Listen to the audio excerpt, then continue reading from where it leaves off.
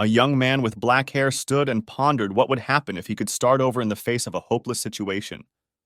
What choices would he make and how would his life turn out? The young man stood in the barn with a large knife, and at his feet lay a blindfolded cow, perhaps to prevent her from seeing her fate prematurely. It was unclear why the young man decided to take this step when he loved his cows so much. A man and an elderly woman stood watching, discussing the incomprehensible thoughts running through the boy's mind. Did they really want to slaughter their own cows? What a waste, considering how much the young man cherished them. It was completely baffling what had come over the boy today. He had already raised the knife to the cow's head. He seemed to have gone mad, holding the knife above with a calm and resolute face, ready to strike. But something stopped him. The girl flicked her lighter and lit a cigarette, which began to smolder slowly, filling her lungs with the smoke of tobacco. The young man turned around and glared at her angrily, as if she were the main problem and the cause of all his troubles. And the cause of his troubles turned out to be a beautiful girl in a lovely blue miniskirt and a black top that barely covered her shoulders, revealing the sexy straps of her black bra. The girl continued to blow out cigarette smoke and, pointing the cigarette in his direction, started talking to the boy, saying that they should pretend yesterday was just a joke. Even if the boy carried out his plans with his cows, and even if he gave her $100,000 as a dowry, she still wouldn't marry him, and he shouldn't dream about it.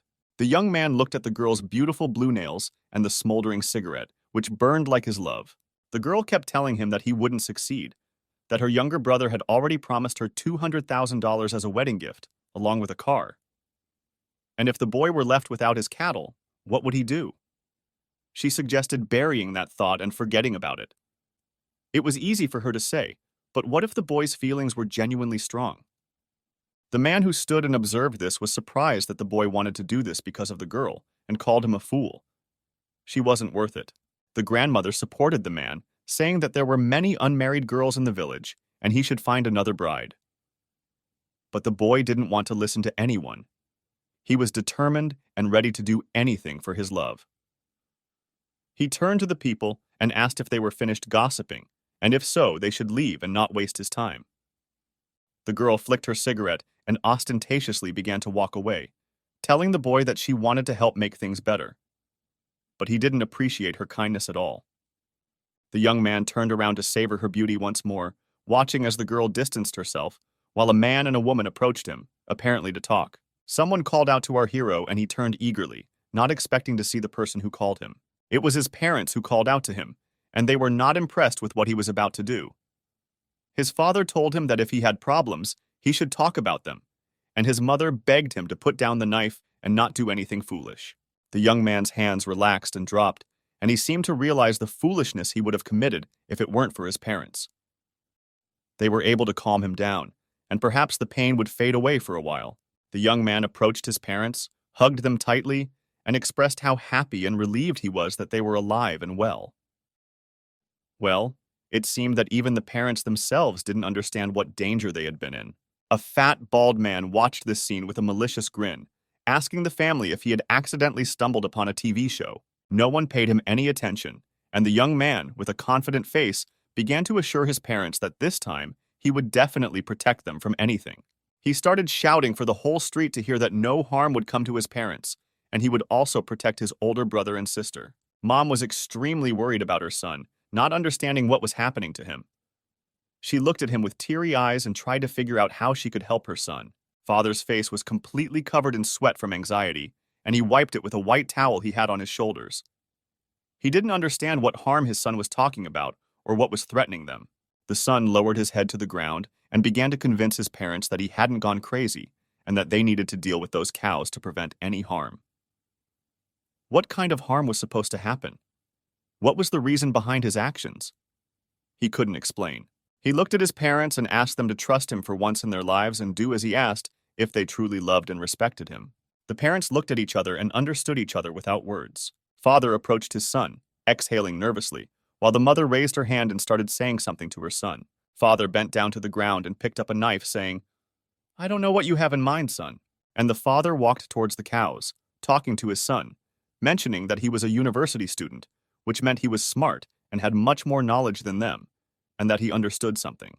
The son looked at his father with a hint of trust and couldn't even imagine what would happen next.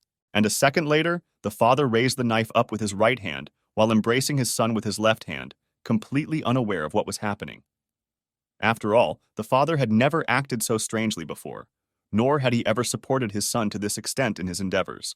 The woman let out a heavy sigh and watched as her son and husband walked away. She realized that she couldn't do anything about it, and they would do as they saw fit. That very grandmother who had tried to reason with the young man spoke to the mother of the family, urging her to enlighten her family since the father and son couldn't go crazy together. The mother glared at the old woman and told her that she was the one who had gone mad and shouldn't meddle in her family's affairs.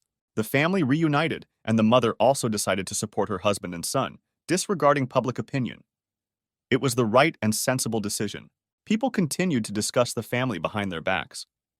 Apparently, they had no problems of their own and were mostly interested in the problems of this family. They were very eager to know why this family had gone mad and understood the girl who had left the boy. After all, who would want a lunatic as their husband? The boy unlocked his phone screen and saw that it was already 17 minutes past 3, which didn't please him. He realized that time was running out. He looked at the cows in the pens, already understanding their fate, and told himself that he had less than 4 hours left, and he needed to hurry. The boy raised his hand and loudly shouted that he needed 3 people to help him slaughter the cows. He hoped for a prompt response. The people he called out to didn't pay attention, but as soon as he mentioned money, their eyes lit up. They were ready to do anything for money. They started running towards the boy, tripping over each other and boasting about who was better. Each of them wanted to earn money and show that they were superior. 2 boys stood out in particular, one with white hair who claimed to be strong and capable, and another with dark hair who assured our hero that he was the best choice. Our hero didn't care who would help him. The main thing was to get the mission done quickly and without any trouble. He pondered for a moment and raised a finger to make his choice. He chose those very impulsive boys. They looked at each other, and a spark of rivalry ignited between them. And the chubby boy standing behind them, who hadn't drawn much attention, was also given a chance to earn some money. Nervously twirling the phone in his hand, our hero watched as his parents and the 3 boys who wanted to earn money dealt with the first cow. He felt sorry for the animal, of course, but time was ticking, and he had no other choice. He took the phone and pressed a peculiar button. His fingers trembled with excitement, causing him to barely hit the screen. It turned out that someone had called him, or he had called someone, but it was somewhat unclear. He was asked if he could sell everything for cash, to which our hero replied affirmatively, saying that it was very urgent, and if the buyer was genuinely interested, he could sell everything at half price. He mentioned that if they took everything at once, he could give them an additional discount. Apparently, he was in a dire situation since he almost begged the person to buy something from him. The car was driving through the city, raising dust in its wake. In the trunk, there was a bundle wrapped in blue fabric and tied with ropes to prevent it from falling apart. A red bag with white and blue stripes fell to the ground with a thud. He was ready. He had no choice. The young man stood there, counting the red bills, known as money, and deeply lost in thought. His parents tried to ask him something, but he didn't react at all. He was too absorbed in his own thoughts. With a very sad face, his mother told him that she had done everything as he had asked, and their family had incurred losses in tens of thousands. She didn't understand if such losses were justified. The son unzipped the bag, revealing the stack of red bills. There were too many of them. He ran his fingers through them, assuring his father and mother that the risk was justified, and they would soon understand everything. He slung the bag over his shoulder and approached the car. He asked his relatives to hurry back home and not to show themselves until he returned. He instructed them not to open the door for anyone and not to leave the premises. These were the last instructions he gave to his parents. His parents looked at him, tears welling up in their eyes. They believed in their son wholeheartedly, but they couldn't even imagine what he had planned. Their worry had no bounds. The mother remained silent, while the father told his son that he had never been wrong before and that he would succeed no matter what. The young man opened the car door and threw the bag full of money inside. His parents murmured something behind him, but they spoke very quietly, and our hero could only hear that they trusted him very much, but could only support him at the moment. The son sat behind the wheel and closed the door, ordering his parents to trust him, lock the gates, doors, and windows, and not to venture outside. He repeated this for the 10th time, but he was extremely worried about his parents, so he would repeat it 100 times if necessary. The car sped off, and on the clock, it was already 11 minutes past 5. Our hero was deeply afraid of being late. From the bridge he was driving on, he saw his city for the last time. But he was not interested in it anymore. His thoughts were consumed with where to stock up on weapons, medicine, and ammunition. How many months' worth of grain supplies did they have in the cellar? He drove the car with one hand, the other resting on the armrest. His gaze was contemplative, and he knew that true chaos would begin in 2 hours. Now, it was up to us to understand what this chaos entailed, and here is what it entails. Suddenly, all animals, including livestock, mutate for no apparent reason. They become vicious and bloodthirsty, attacking humans. Those bitten by the animals start experiencing the same symptoms as the animals. And in this madness, people will lose their sense of pain and only crave flesh. If you get bitten or scratched, infection is inevitable. As a result, over the next month, more than half of the earth will become infected. They will be everywhere, and within a year, fewer than 1 million people will be left alive. It's hard to imagine since the Earth's population is 8 billion, and within a month, it will shrink to 1 million. Our hero remembers how, in his previous life, he panicked when faced with this situation and couldn't save his mother, brother, sister, or father. That's what it all comes down to. Our hero has arrived from the future to correct the mistakes of his past. He didn't intentionally arrive in the past, but since he has a chance to fix everything, why not give it a try? I think every person has dreamed of going back in time and correcting something. The car continued to speed through the city as our hero contemplated preventing the tragedy from happening again and saving as many people as possible. With all the money he earned from selling cows and his other belongings, he bought various items in the city. More specifically, a diesel generator and a fuel reserve. He purchased all sorts of cables, flashlights, ropes, batteries, chainsaws, axes, shovels, and other defensive tools. He also bought a large quantity of emergency medicine, painkillers, antibiotics, and gauze bandages. These were the things he took the most. Lastly, he left the most important purchase for the end. He went to a factory with huge production pipes. At this factory, he intended to buy gunpowder. With his bag, he tried to enter a certain door and realized that if he managed to buy gunpowder, they would soon be able to seize the initiative in the early stages of chaos with firepower. He eventually managed to enter the room where a man was sitting on a chair, crossing his legs, and next to him stood an elegant girl who was likely his secretary. Their faces were in shadow, and the room was too dark to make out their features.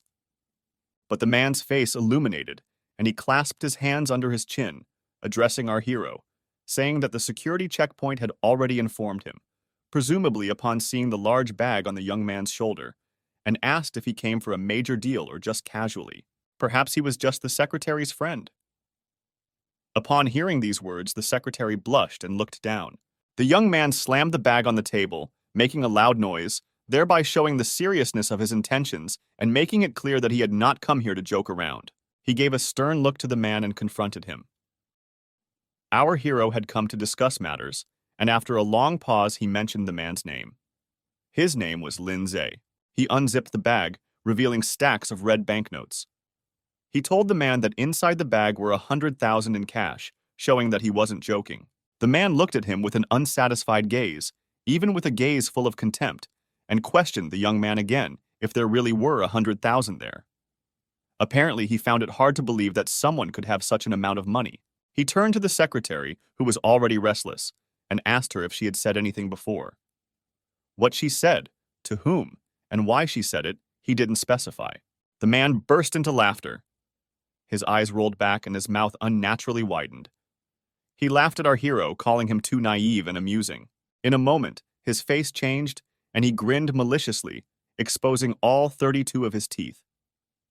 He said that Li Qin had mentioned that she wanted a ransom of 100,000, and did the boy really manage to gather the entire amount? The girl called the man sir and said that everything wasn't as he understood. She stated that she had absolutely nothing to do with the young man. Well, our hero shattered all the girl's rosy dreams that she meant something to someone. After a pause, he pointed at the bag of money and told the man that he was giving him the money to buy black powder. The man clasped his hands together, forming a little house. Apparently, it was his favorite hand position. He asked the boy if he was really joking with him. The man said that they had a serious production, and he wouldn't push his product in the wrong direction. After all, it could cost him his life as well as his career. Our hero knew the sore spot he could press. He said that he didn't know about illegal trading, but he knew that in December of last year, a girl in a blue dress died at a forest factory owned by the man. And perhaps she could shed some light on what was going on. The man understood that the boy knew a lot and that he had two options. Either do as he requested or quietly eliminate him. The young man handed over the money and said he would buy the gunpowder. After all, they both had their cards up their sleeves, and it was best not to create a commotion. The man looked at the boy and realized he had no choice. He called for his secretary and asked her if he remembered correctly that they hadn't yet approved the quarterly report. The girl stood there, not understanding what was happening. An economic crime was taking place. The man mentioned that the weather promised to be humid, and who knows what could happen with the gunpowder. He wanted to write off the gunpowder and give it to the boy. That's what he ordered the secretary to do. The girl had no right to refuse and agreed to carry out her boss's orders. Fear filled her mind, the fear that now illegal gunpowder trading was tied to her. Our hero stood confidently, not even turning to look at his beloved as she exited the office. Apparently, she was the least of his worries at the moment. The boy looked at the man and said that Uncle Lee had taken good care of his family and that they were very grateful. The boy said that if anyone was in trouble now, he would definitely help them and made a promise. The girl watched the unfolding events with a sad gaze and couldn't leave the office. I didn't understand her behavior at all, but every woman has her own quirks. Our hero reached out towards the man, who was ready to sell him the gunpowder, seemingly expecting a firm handshake as they bid farewell. But from the man sitting on the chair, with his legs crossed, there was absolutely no response. He had no intention of showing respect to the foolish boy. He simply sat there, lost in thought about something interesting. His eyes glowed with a devilish red color, and his wide smile revealed his devilish grin. He had something in mind, but we would soon find out what it was. There was a very strong wind and the trees swayed, risking breaking. Our hero's car pulled up to the door of a house, and its trunk was full of various things. The hero stepped out of the car, closing the door, realizing that he had arrived just in time. There was half an hour left until the end began, and for now, it was quiet. He slammed the door loudly and started calling for his parents, hoping that they were okay. At first, there was no reaction, but then shouts could be heard from behind the gate. Someone shouted that they were coming to our hero. The gates opened and a young boy peeked out. His expression was not very pleased, and he asked our hero what was wrong with him today. As it turned out, these two boys were brothers. Our hero was delighted to see his older brother, but the older brother was very unhappy that the younger one had sold all their livestock without consulting him. Our hero had no intention of justifying himself to anyone, and his brother was no exception. The boy went to the car, saying that he would explain everything later. He asked where their younger sister was because he missed her so much. To which the older brother replied that the sister had not yet returned. Our hero's breath stopped for a second. His heart beat even faster, and a sharp pain pierced his chest. Could his sister be in danger? How could she still not be home? In his previous life at this time, his sister was already home. Our hero apparently didn't know about the butterfly effect, and this effect was happening right now. Even the slightest changes in the past, and not only in the past, can alter the course of events. Our hero's face became covered in a sticky sweat of fear. The boy swiftly opened the car door without even realizing it, and told his older brother that he would quickly go and get their little sister. He turned to him and shouted that no matter what happened, they should not leave the gates. He said he would fetch their sister and come back. The brother tried to stop him from the open gates, but the car had already rushed forward, leaving behind only plumes of smoke mixed with dust. The older brother, looking at those brown clouds, managed to say only that his brother should return soon and unharmed. The car sped at a tremendous speed across the bridge, illuminated by a beautiful sunset. Our hero held onto the steering wheel tightly, trying to get the maximum out of the car because every second counted. He looked at the road, but his thoughts were elsewhere. He recalled that on the first day, it was the animals that turned into zombies. There were few mutated humans, and the school was located in a city where the danger was much higher than in the village. If his sister was still at school, irreversible things could happen. Our hero promised himself that this time he would not let any of his loved ones die. He was so lost in his thoughts that he didn't even notice a dog or perhaps a wolf suddenly darting across the road in front of his car. Braking at the very last moment, he still couldn't avoid the collision, and the animal was thrown away from the car. All that remained was a bloody fountain in the air. Our hero hit his head hard on the steering wheel. There would probably be a bump at the point of impact. The car left behind a very long skid mark, and the animal's body was scattered all over the road. Our hero touched the sore spot on his arm and tried to understand what had happened. But then his gaze caught something terrifying. He looked in horror at what was happening on the road. The creature he hit didn't die, but, on the contrary, gained a new life. It was a zombie dog. Everything started much earlier than last time, and our hero realized that he had less and less time, maybe no time left at all. The events take us to the school, where we are about to hear what happened there an hour ago. 3 students sitting at their desks were discussing our hero and couldn't understand how he could do such a thing. How could he sell all the family's livestock for a girl? To the children it seemed very foolish, but they didn't yet understand why he did it and what danger awaited them. The girl raised her phone, saying that it was the #1 news in the whole district.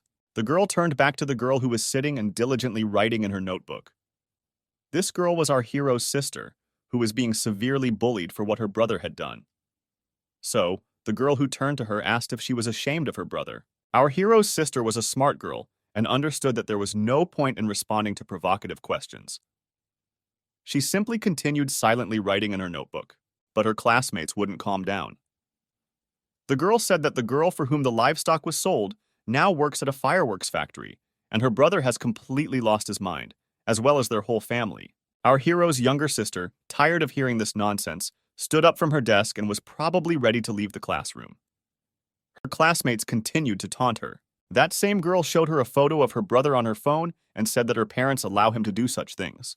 The sister hit the hand of the bold classmate, who continued to say that their family had gone insane and knocked the phone out of her hand. The phone fell to the floor, bouncing several times before stopping and falling. The owner of the phone jumped up and took a fighting stance, apparently preparing to seek revenge for her phone. Our hero's sister headed towards the exit of the classroom, no longer wanting to listen to this nonsense. She had had enough, but that bold classmate didn't intend to let her go and asked where she was going. Someone started picking up the troublemaker girl's phone from the floor. The teacher entered the class, and our hero's sister deliberately began to speak loudly about the phone. She apologized for her carelessness and for dropping the girl's phone. She promised to return the phone to her right away. The teacher looked displeased at the situation. Our hero's country was incredibly smart if she had come up with such a plan. She drew the teacher's attention to the phone, which was prohibited in the school. The teacher said that the school rules state that phones are not allowed, and apparently, the previous confiscation of the phone didn't teach the girl anything. She went to her desk with the phone, telling the girl that she would now report this situation to her father and return the phone only to him. The teacher ordered our hero's sister to return to her seat and not disrupt the lesson. The girl was very pleased that the troublemaker had been punished. She passed by her tormentor, smugly saying that she was sorry that things turned out this way and that she didn't know the teacher would come so early. She knew everything perfectly well, and that was the essence of her plan, but she needed to rub it in the face of her tormentor. The troublemaker girl only made a dissatisfied grimace since she understood that it would be better not to do anything in her situation. Rain drummed on the school roof, trying to play some interesting melody. People opened colorful umbrellas over their heads to avoid getting their work clothes wet. However, these people didn't understand that very soon they might not need those clothes anymore. But retribution apparently came to our hero's sister, and she sat on the floor after hitting her head against the classroom wall. As it's easy to guess, the culprit of this flight was the same troublemaker girl who said that our hero's sister was very brave recently. But now she was suddenly silent. She grabbed her by the hair and tried to lift her up, intending to inflict as much pain as possible. She wanted to hear an explanation from this wimp, or even better, receive an apology. Tears welled up in our hero's sister's eyes. If only she remembered that she was supposed to be on duty with her today, then she wouldn't have done that to her phone. The girl took out a utility knife and extended the blade, probably to scare her, or maybe she really had evil intentions. With one hand, she grabbed our hero's sister by the head, and with the other, she started bringing the knife close, saying that if she remained silent, she would open her mouth herself. Our hero's car raced down the wet street, and he hoped to make it on time. The school was very close, and he kept glancing at the time on the dashboard of his car to always be aware of what was happening. At one moment, behind the wet windshield, he saw something that made him horrified and stunned. People were rushing out of the school, pleading with everyone still inside or near the school to leave quickly and save their lives. Inside the classroom, a utility knife fell to the floor with a distinctive sound, next to a pool of blood. Our hero's sister had a satisfied look in her eyes, and her face was stained with blood. Her tormentor sat on the floor, covering her mouth with her hand. Blood was flowing out, which could stain her pristine white shirt. Apparently, there was so much blood that the girl choked on it and started spitting it out on the floor. Our hero's sister watched her without an ounce of pity or remorse. The tormentor got what she deserved. The girl asked her if everything was all right, although the amount of blood indicated that things were not particularly good. Our hero's sister stood up and started running towards the exit to quickly escape the crime scene. Her tormentor continued to pour blood onto the floor. The girl ran out onto the school balcony and started shouting that there was an injured person inside the school building, bleeding profusely, and that she urgently needed help.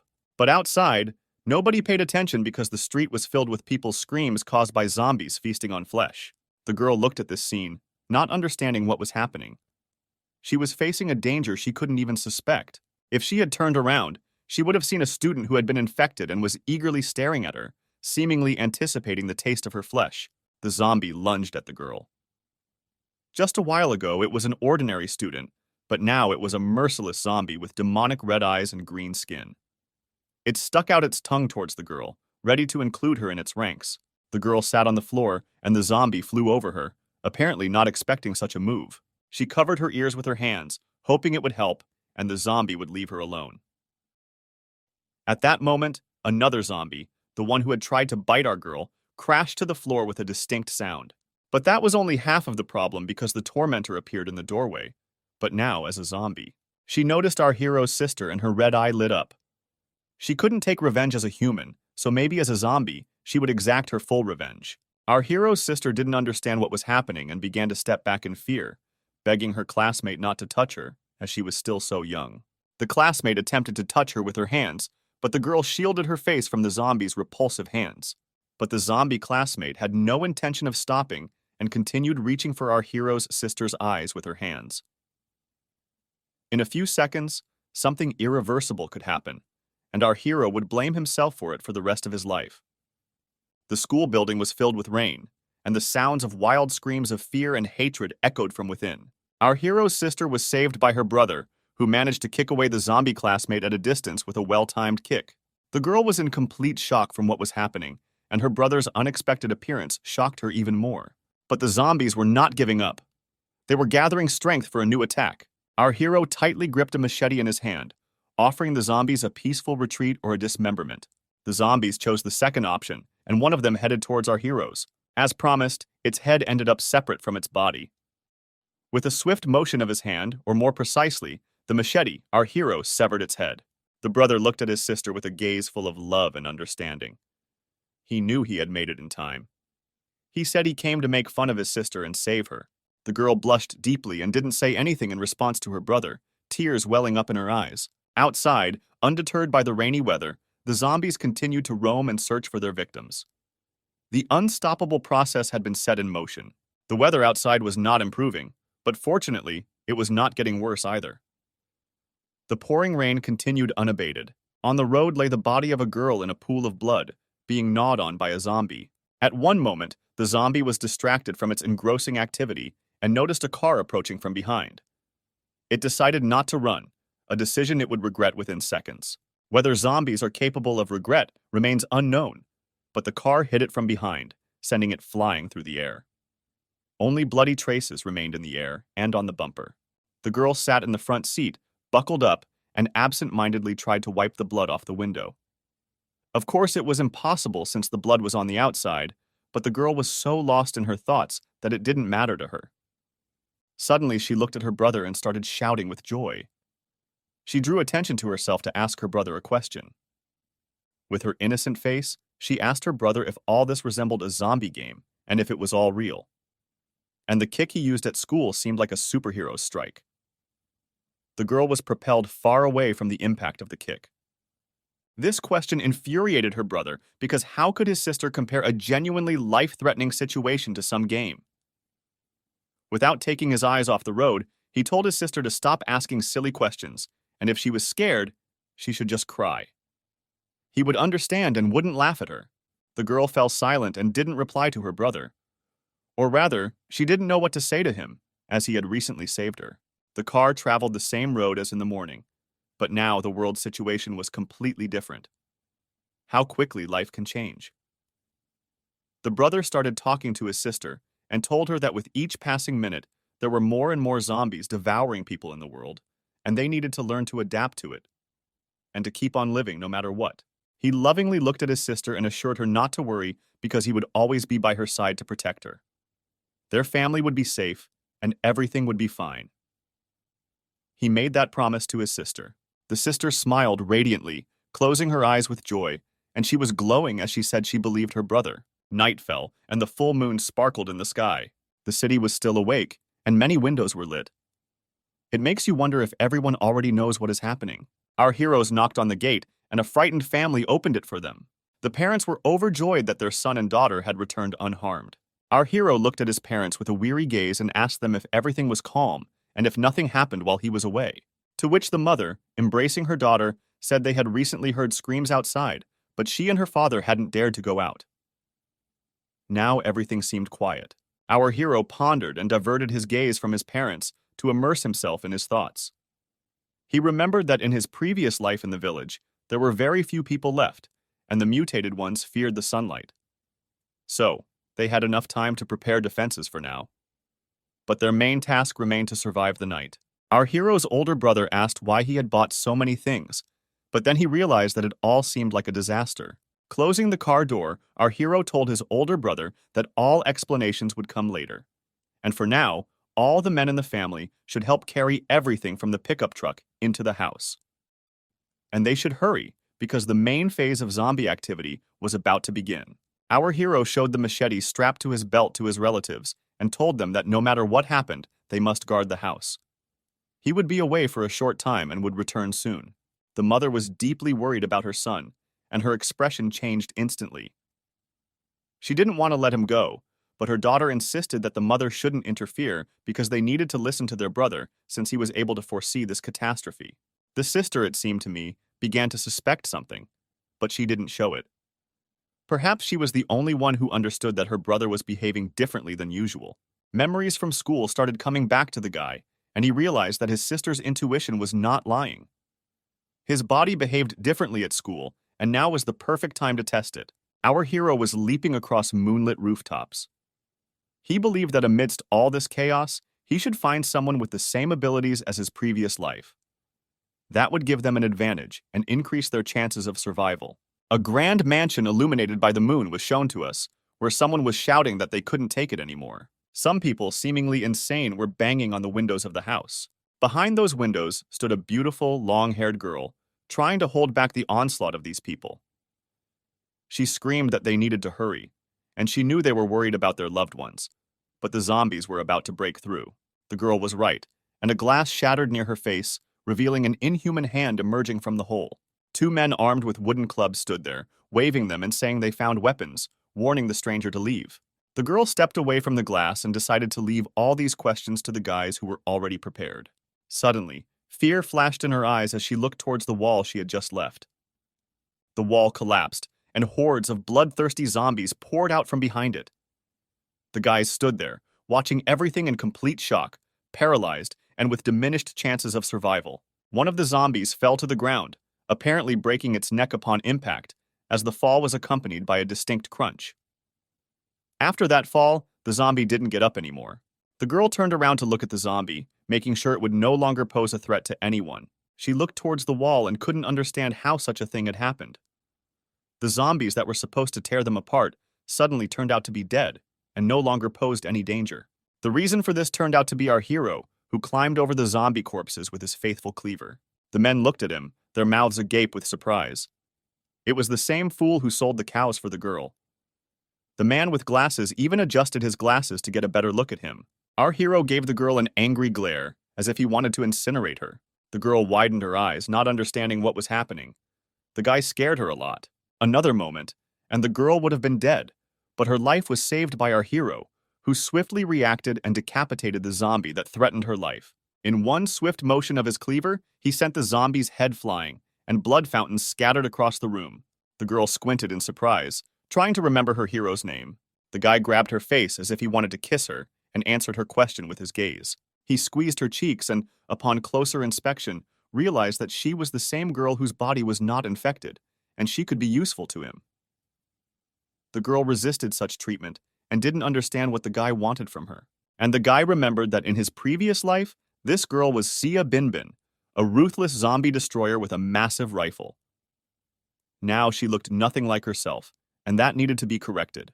Terrified, the girl recoiled from the guy, thinking he was a pervert and that something bad would happen to her. Out of politeness, the guy asked if she had any wounds or scratches and if she had been bitten by any zombies. The girl replied that no one had bitten her and she didn't need any help. An elderly man watched our hero, not understanding what was happening. He was completely different from himself. The guy with glasses grabbed a bat and stood up in defense of the girl. He told our hero that if he had any grievances, they could discuss them, but resorting to violence, especially against women, was unnecessary. The guy stood up and closed his eyes thoughtfully, saying that he had killed Uncle Nu and Brother Juan. Well, as he explained, he didn't kill them. After all, he killed zombies. It's hard to believe and hard to understand, but they were no longer human. They had all turned into zombies. If zombie blood gets into your bloodstream, you'll immediately become like them, with no chance of a cure. The guy in glasses began yelling at our hero and telling him not to mess with their heads because zombies don't exist, and it's something from comics. The man in glasses noticed a body lying in a pool of blood and said that our hero had just killed Jung. His granddaughter didn't come back from school today, and his wife isn't responding. Could they all be? Before finishing his sentence, the man fell silent. All the men in the building looked at each other, and the eldest among them suggested calling the police. Our hero said that there's no point in calling the police if they won't be able to help. Moreover, most likely many policemen have already turned into zombies. Suddenly, someone clapped loudly and asked everyone to pay attention to him. It was the gunpowder seller with his signature hand gesture. He talked about not trusting a killer. He stood among the crowd, with his loyal secretary standing behind him. He said that this boy has taken a dozen lives and now claims that the police won't help. All the people began raising their hands, chanting that he needs to be caught and that he's a murderer who should be punished. Our hero stood in shock, watching all of this, realizing that he couldn't overcome such a large number of people, and if they wanted to capture him, they would definitely succeed. The gunpowder seller stood there, telling our hero that he wouldn't be able to explain the existence of zombies and justify his actions. The townspeople chanted to tie him up, saying that a killer has no place here, and the village authorities will decide for the residents. Well, the girl whom our hero saved tried to stop this chaos. She asked everyone to stop and listen to her. The girl placed her hand on her heart, perhaps to make her words sound sincere. She said that their committee would help everyone, and the criminals wouldn't go unpunished. But the guy with the sash is absolutely right. Angry villagers attacked them, and he had no other choice. Our hero wasn't completely satisfied with this outcome, but he could at least thank the girl for trying to do something to justify him. The guy shrugged his hands towards the crowd and said that he would prove to everyone that it's a zombie and that he seems to have an idea where the family members of all these people are. People stood there looking at each other, not fully trusting the guy. And he said that anyone who would go with him would believe his words. The guy looked at the gunpowder seller and told him to come with him. After all, Lindsay doubts him. Our hero can show him everything. The gunpowder seller nervously adjusted his tie, apparently deciding to take this scary step. The eyes of Lindsay were filled with contemplation. He believed that this guy was too suspicious. Earlier in the day, he had stocked up on a large quantity of supplies and gunpowder, and in the evening, all these strange things started happening. Whatever the case may be, if our hero knows about the incident with the girl in the woods, he must take that secret to the grave. Our hero stood there, spreading his arms, continuing to convince people that zombies exist. He said that in the village, a bunch of people disappeared out of nowhere, and the place is very remote, surrounded by forests. The guy approached the gunpowder vendor closely and kept pressuring him. If the gunpowder vendor considered him a killer and believed that zombies don't exist, then it wouldn't cost him anything to go with him. Or did he actually get scared? Lindsay continued to make excuses. He said that he was just an ordinary person from the common folk and feared such a cruel killer like our hero. They stood there, looking at each other, while the gunpowder vendor continued to speak. He couldn't disgrace himself in front of the people and said that for the safety of the village residents and to determine the whereabouts of their missing relatives, he was obligated to go with him. But he would bring a couple of trusted individuals with him. He said these words and smirked, showing his gang of thugs standing behind him. The girl our hero saved, sensing that the gunpowder vendor had something bad in mind, decided to go with them. However, her friends didn't think the same way. A man in a white shirt said that it was too dangerous, and the guy with glasses said that they shouldn't act rashly until they figure out what's going on. The girl looked at the men with disdain and said that since they were members of the village committee, they were obligated to take the initiative if the village secretary wasn't with them. The guy observed the situation from the sidelines and out of curiosity asked where the secretary had gone. As it turned out, today, after lunch, when news started coming in about the missing villagers, the secretary went out to search for them and never returned. The guy with glasses lowered his gaze to the floor and said that his wife had also disappeared, and there had been no news from her for a long time. Our hero contemplated something, realizing that his suspicions were correct and that there were already a lot of zombies in the village, and the zombies that made it into this house were just a small part of the whole problem. The guy with glasses gathered his courage and said that he would also go with them because they had to fulfill the duties of the secretary in his absence. The man looked at our hero, apparently sensing trust in him, and said that they needed to carefully investigate everything.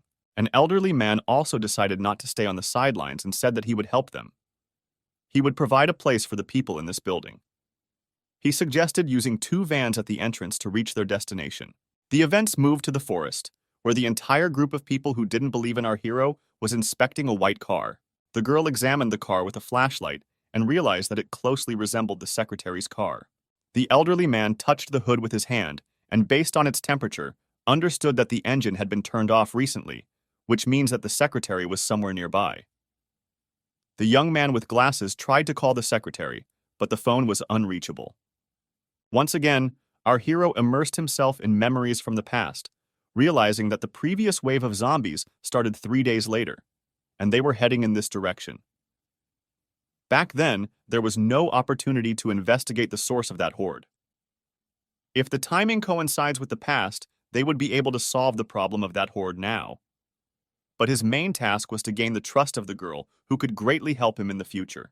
The guy told everyone that they were in the right place and that they now needed to venture deeper into the forest and be observant. The group of people started searching, combing through the entire forest in search of the secretary. From a bird's eye view, the flashlights they were using to illuminate the forest were visible. The girl walked ahead, shining her flashlight in front of her. The forest was too dense, and the heroes moved forward for a long time, but didn't encounter anyone. Their spirits began to drop, and it affected everyone. Well, not for our hero. He stopped and said that not long ago, there were many people in this forest. He had seen traces on the grass, broken branches, and bloodstains. All of this indicated that zombies had been here very recently. It was a typical zombie movie plot, but this was only the first day of the apocalypse, and everything was happening too fast. There had to be a reason for it. Our hero stood at the entrance of a cave, shining his flashlight deep into it. He stopped the people following him and told them that there was a cave ahead, but it was too dangerous for everyone to enter together. He would go first to check it out, but the gunpowder vendor stopped our hero. He looked at him skeptically and said something very interesting. What if there was a crime scene inside the cave, and our hero wanted to go alone to cover his tracks? A pause fell over the crowd, and everyone stood silently, shining their flashlights into emptiness. Our hero let out a frustrated sigh, expressing his anger at the behavior of the gunpowder vendor. He said that he resembled a cowardly little dog that didn't trust its owner. With a look of hatred and disrespect, our hero stared at the gunpowder vendor and offered him to come along if he wasn't afraid of death. He hoped to see a mountain of corpses inside the cave. Lindsay understood that the guy wasn't joking, and thoughts began to creep into his mind that the guy really intended to kill him. It only made things more interesting and intrigued him. The gunpowder vendor looked at our hero within the walls of the cave, genuinely curious about what this cave concealed and how our hero was connected to it. Just a few minutes passed when a zombie hand protruded from the cave. A zombie girl in a ballet dress moved towards the people standing at the entrance of the cave. The guy with glasses looked at her and recognized his wife, although she was no longer the same. The girl approached the guy with glasses, and he, in turn, pushed the baseball bat back to tightly embrace his wife. He asked her how she ended up there and told her how he had been trying to reach her for half a day and was very worried. Our hero shouted at him not to approach her, let alone touch her. Well, it was too late, and the wife of the guy with glasses had already opened her lifeless mouth and was ready to devour him. Our hero, as always, reacted lightning fast, and instead of his husband's neck, the zombie wife bit into his blade. Our hero told the man that his wife would never be the same again and that he'd better stay away from her. In front of the guy with glasses' eyes, our hero destroyed his wife. There was nothing else he could do. How could he explain this to a loving husband? The man with glasses looked at all of this, and tears welled up in his eyes. The person he loved so much lay on the ground lifeless. His life had ended now. The shock passed, and the man called our hero a ruthless killer and begged him to return his wife. Well, he didn't understand that this killing was done for the better. Everyone looked at the grieving husband and sympathized with him. No one would want to feel what he was feeling right now. The man in glasses grabbed a bat and swung it at our hero, seeking revenge for his wife. Our hero was not that simple, and with a single blow, he sent the husband to the ground. How could he not understand that his wife was a zombie and there was no other choice? The man lost his glasses and lay on the ground, listening to our hero's words about how it's normal to get angry, feel hurt, and have regrets. No matter how he felt, it didn't change the fact that the woman had become a zombie and our hero had to kill her. Blood dripped from our hero's machete, and with each passing second, the chances of many people surviving grew slimmer. Our hero could only hope that those who were still alive had not perished. The man in glasses refused to back down, and striking the ground with his hand, said that our hero was talking nonsense and such a thing couldn't happen. His wife was his loved one, and she couldn't become a zombie. Our hero would have spoken to him differently if the man in glasses had killed his loved one before his eyes. Memories resurfaced in our hero's mind. His family lay on the ground in a pool of blood. It was the most terrifying memory of his life. He asked the man in glasses what he had just said, but not hearing a response, he turned away. He grabbed the man by the throat, lifting him into the air, apparently wanting to strangle him or simply teach him a lesson. He asked the man if he had been too polite with him and perhaps he should be tougher. Our hero himself expressed a desire to take them there to dispel doubts and even saved the man's life, and now he was receiving such gratitude from him. It irritated him greatly. The man hanging in the air began to suffocate. Our hero told everyone that anyone who dared to harm his family, even with a finger, would be immediately killed. Friends of the man in glasses rushed to his aid, telling our hero to let him go. The gunpowder seller started telling everyone that he was right and that our hero was indeed a ruthless killer, and there were no zombies. But suddenly, our hero's brother jumped towards him and tried to save the man from the hands of his own kin. He ordered his younger brother, with cries, to calm down and be gentler. The older brother was not left with any options, so he forcefully hit his brother's head with his own.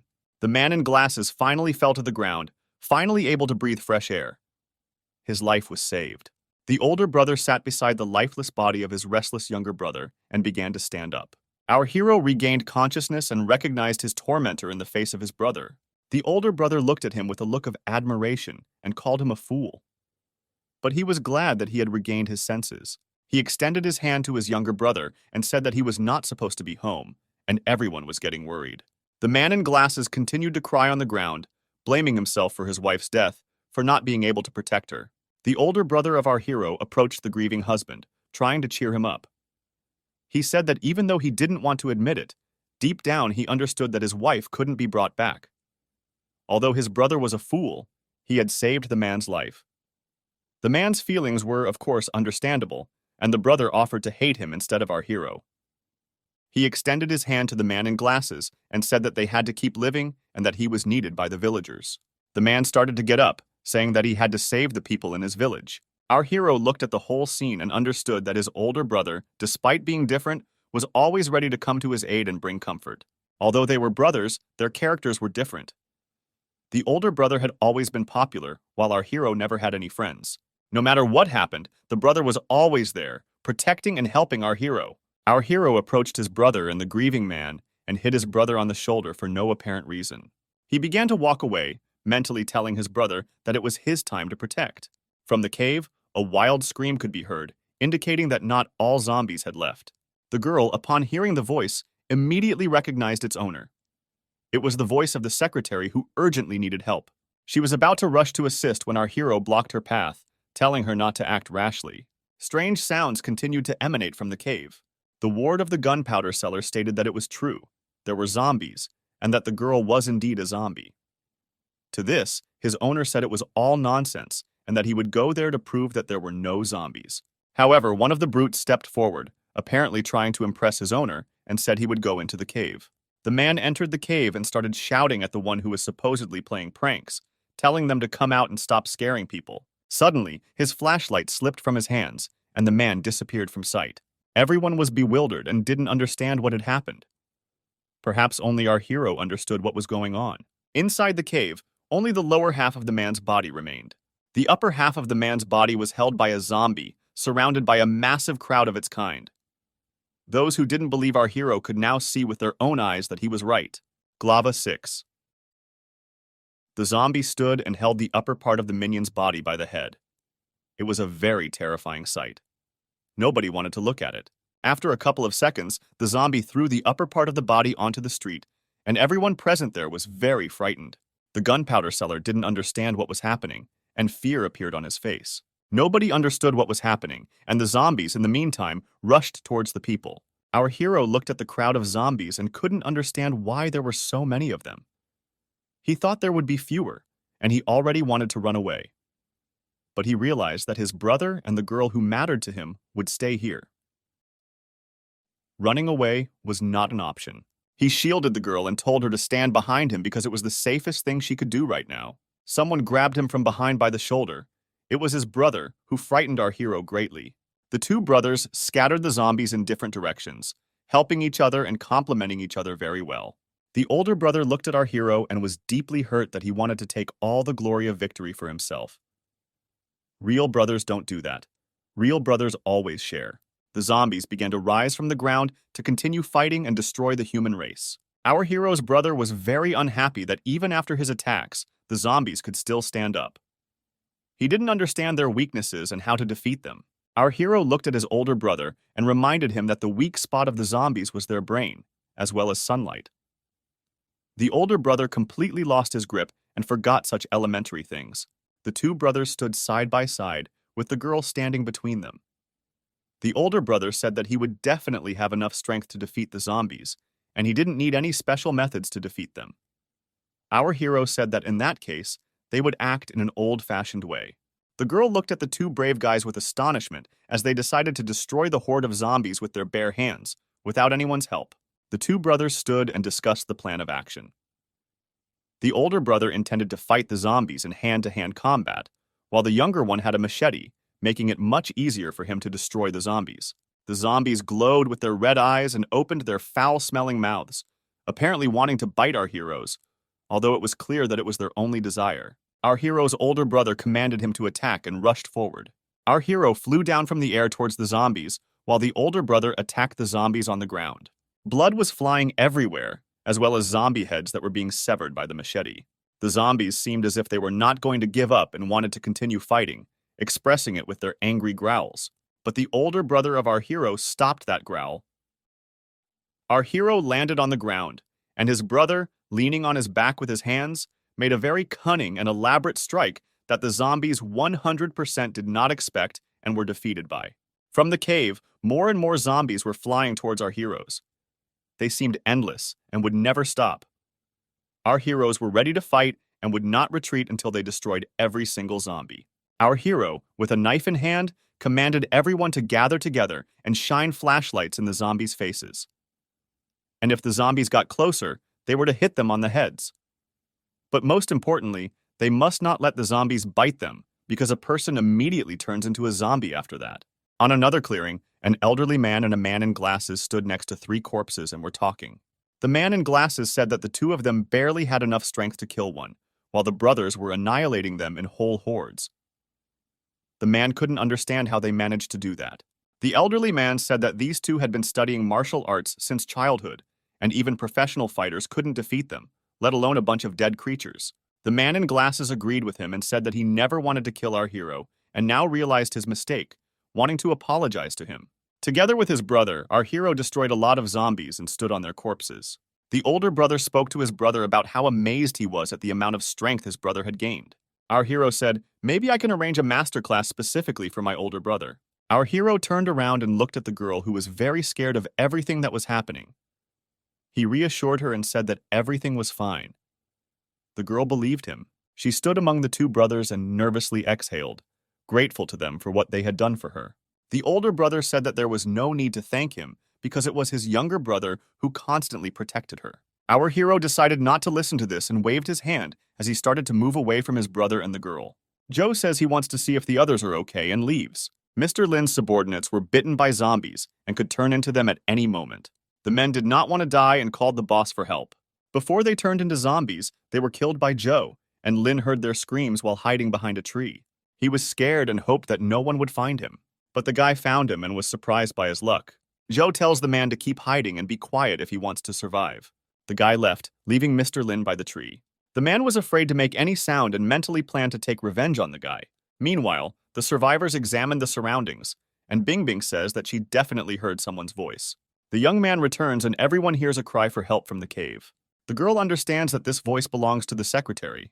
Joe says that he will check who it is himself, and the rest should return to the cars. Suddenly, the older brother says that he will go with him to cover his back. The guy agrees with his brother, but tells the others to return. Bing Bing doesn't want to let them go into this cave alone. But Joe replies that they will only interfere with them, and the two of them will try to find the secretary. Uncle Niu agrees with the guy, and he tells Huang and Bing Bing that the village needs them. They began to return, the girl could not object, and simply looked back. The guy wanted to prevent the zombie horde that would appear in a couple of days, because he didn't want any more victims. He hoped that the girl would protect the survivors in the village. The brother asks if it is still possible to save the secretary, to which the guy replies that if he has already been bitten, then there is no way to save him. The guy says that Bing Bing came to the village as a student to become a village official, and she needs the help of a secretary. Suddenly, Joe tells his brother to stop. In front of them lay the dried corpse of a man. Joe immediately realizes that something is wrong because, unlike other zombies, this one has become a mummy. Suddenly, Derek shines his flashlight into the distance and finds the secretary. The light from the flashlight fell on the back of a man who was calling for help. The man was overjoyed and started shouting that everything was okay and they would save him. Saying, "I'm so hungry," the man turns around and it was no longer a man, but a real monster. The guy pushes his brother away from the tentacles. He realizes that the zombie is too fast and they won't be able to escape. Then he takes out a knife and makes a split-second decision that he needs to attack. The zombie continues to call for help and shout that he is hungry. Joe dodged the tentacles and came within striking distance of the knife. He hit the zombie directly in the head, but did not have the expected effect.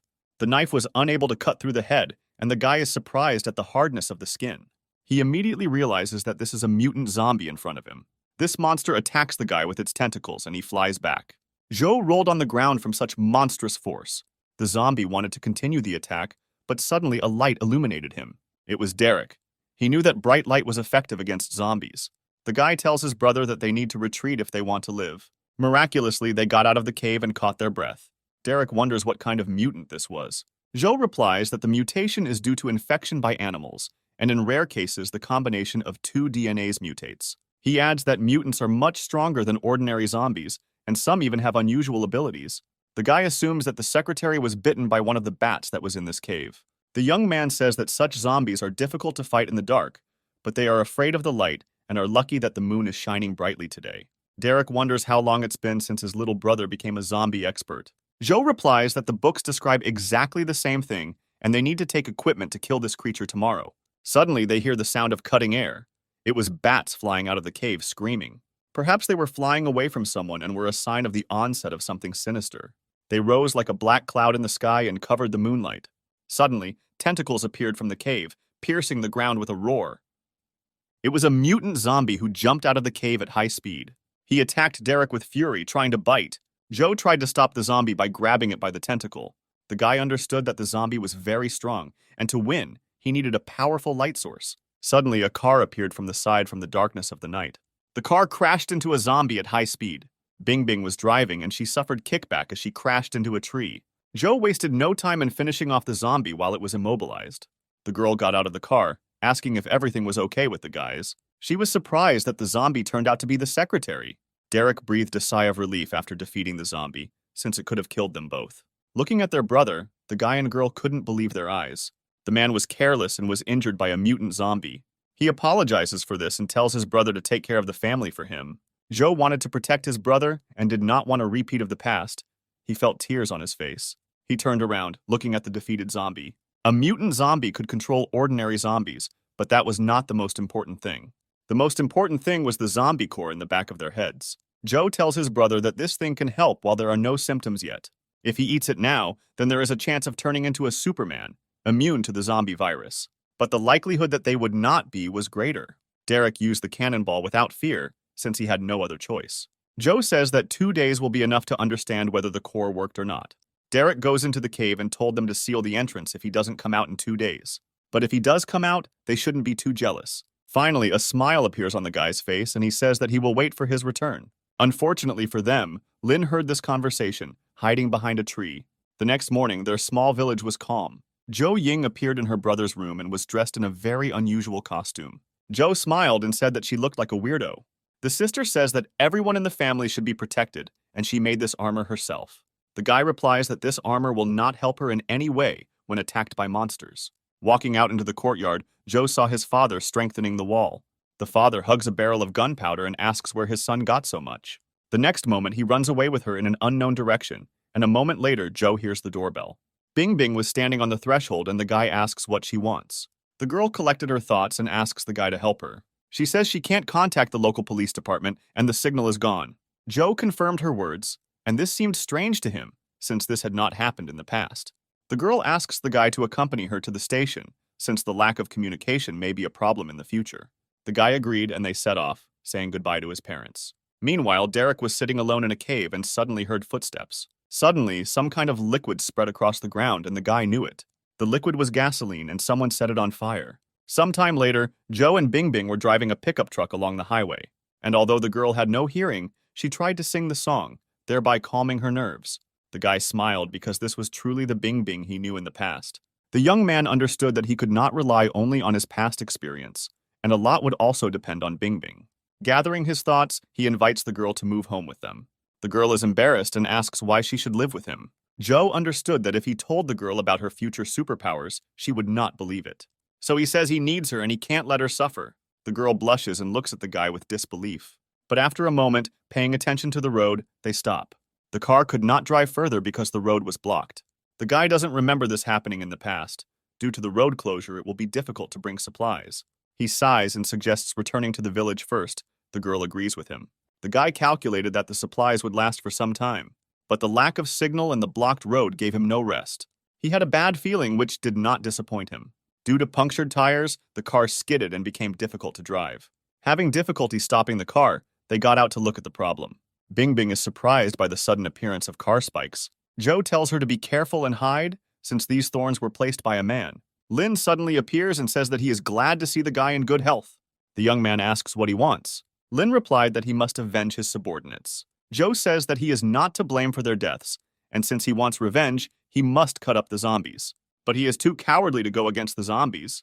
The man pointed a gun at the guy and said he would kill him. The young man was confident in his strength and that the bullet would not harm him. The villain grinned and the sound of the trigger being pulled was heard in the silence. The bullet instantly fired and whistled past the guy, and at the same moment Joe heard a scream behind him. In fact, Lin was not aiming at him, but at Bing Bing. He did not expect such meanness and became angry with the man. Lin laughed and said that to deal with the guy he would start with the people around him. He also adds that he heard about his brother's infection and decided to help him.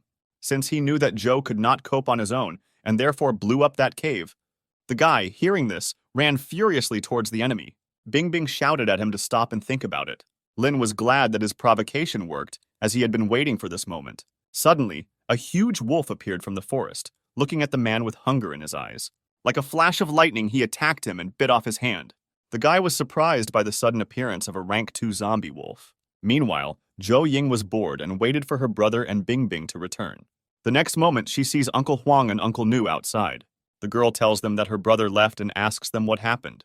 They tell her that she should look at the mountain in the distance. At first, the girl didn't understand what was going on. She took the phone to look at it in more detail. She was amazed by what she saw. A horde of zombies was approaching from the mountain. Lin wallowed in his own blood and was glad that he would not die alone today. After the first catch, the monster attacked the guy.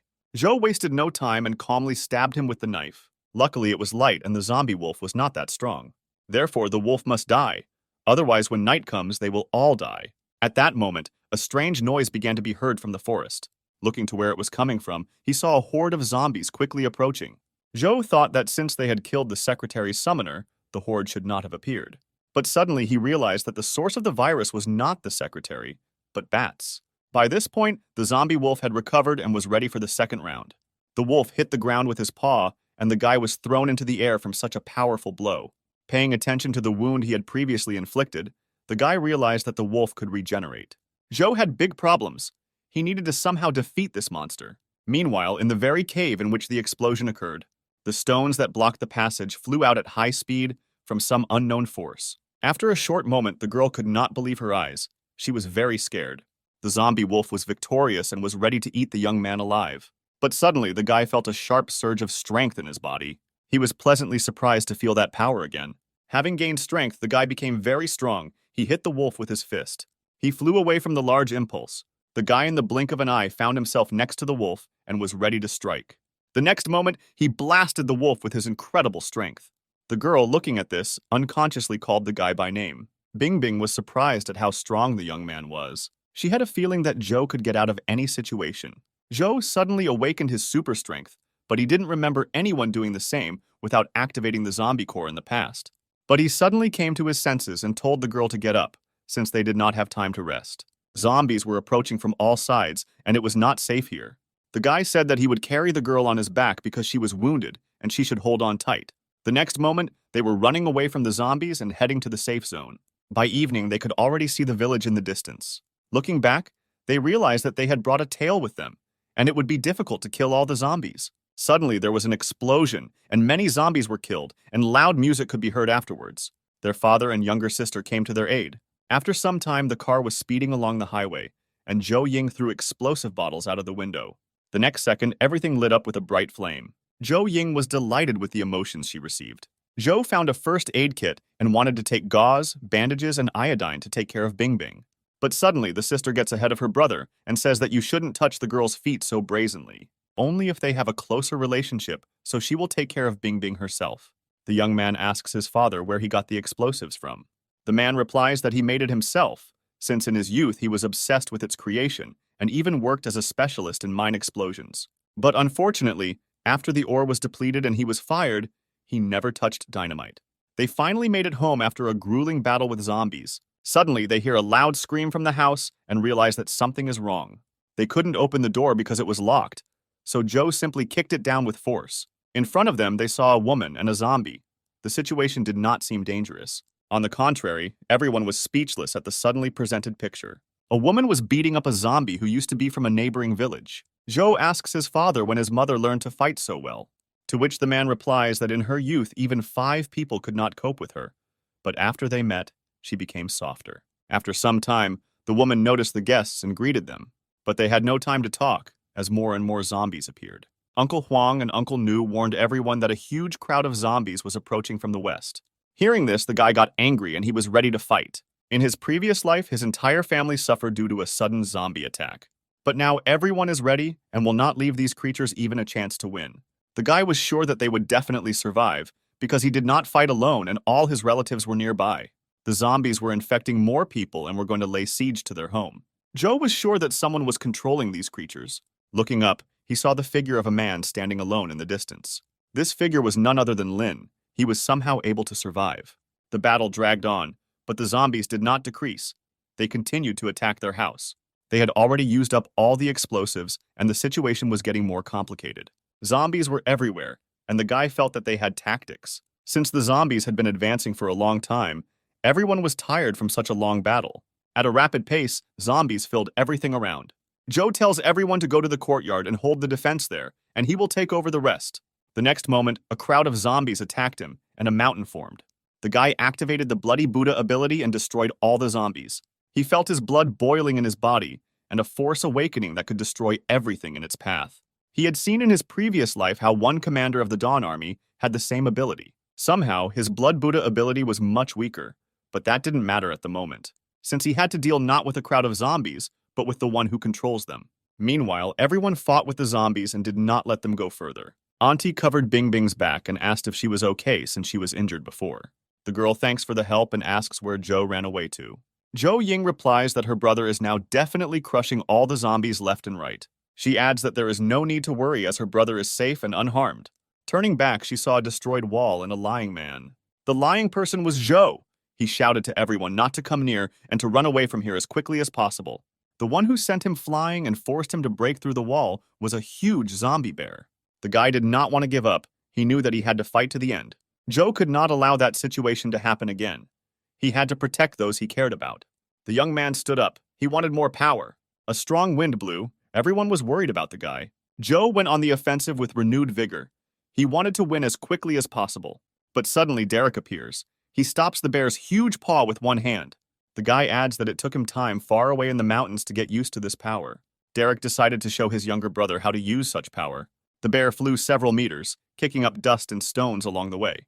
But the monster is not dead, so Derek tells Cho to mind his own business, and then he can handle it himself. The young man was glad to see his older brother and says that he leaves everything to him. After some time, the young man looked at his opponent with coldness in his eyes.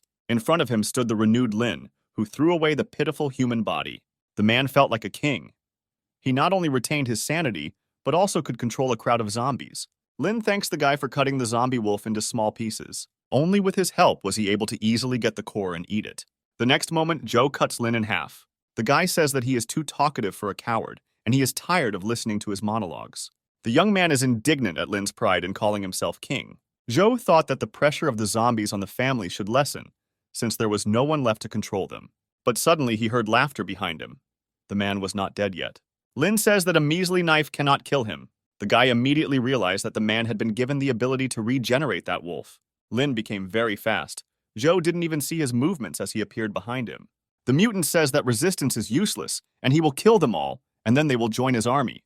It is precisely because people are just cattle that he brought zombies here to clean out this place. Meanwhile, the hole in the wall was sealed with a sheet of steel, and the zombies kept pushing with more force. Uncle New was already at the limit of his strength and said that if this continues, he will not be able to stand it. Jack said to wait a little longer until his sons figured everything out. Suddenly, a huge zombie bear falls onto the temporary wall. The next moment, Derek appears and says that although the battle was difficult, now these beasts can close any gap. But Derek could not go to the aid of his brother, since there were still a lot of zombies. He believed that Joe could handle everything. Meanwhile, Joe's battle with the mutant was not in his favor. The difference in strength was colossal. Lin won easily and was upset by the guy's weakness. Suddenly, the guy stood up and swung a knife at the zombie. Joe was furious that Lin didn't care about him. He was ready to kill him because he wanted to raise his hand against his family. Although the zombie was injured, he recovered before our eyes with unimaginable speed. A second later, he lunged and attacked the guy with his claws. The mutant zombie had not only great speed and regeneration, but also by force, which did not require proof.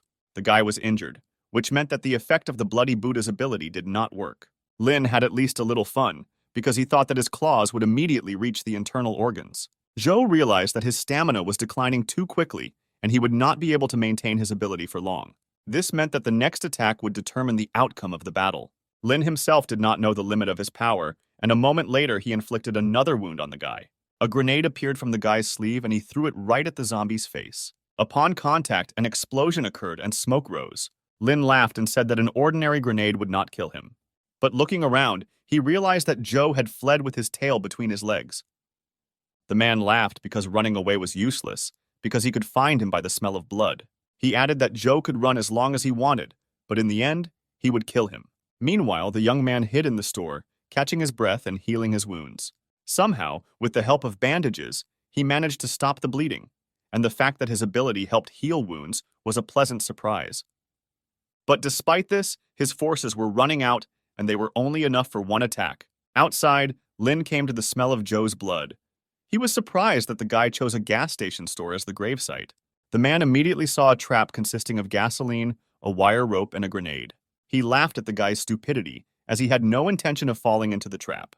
He felt that he did not need to enter the room, since the most pungent smell of blood came from above.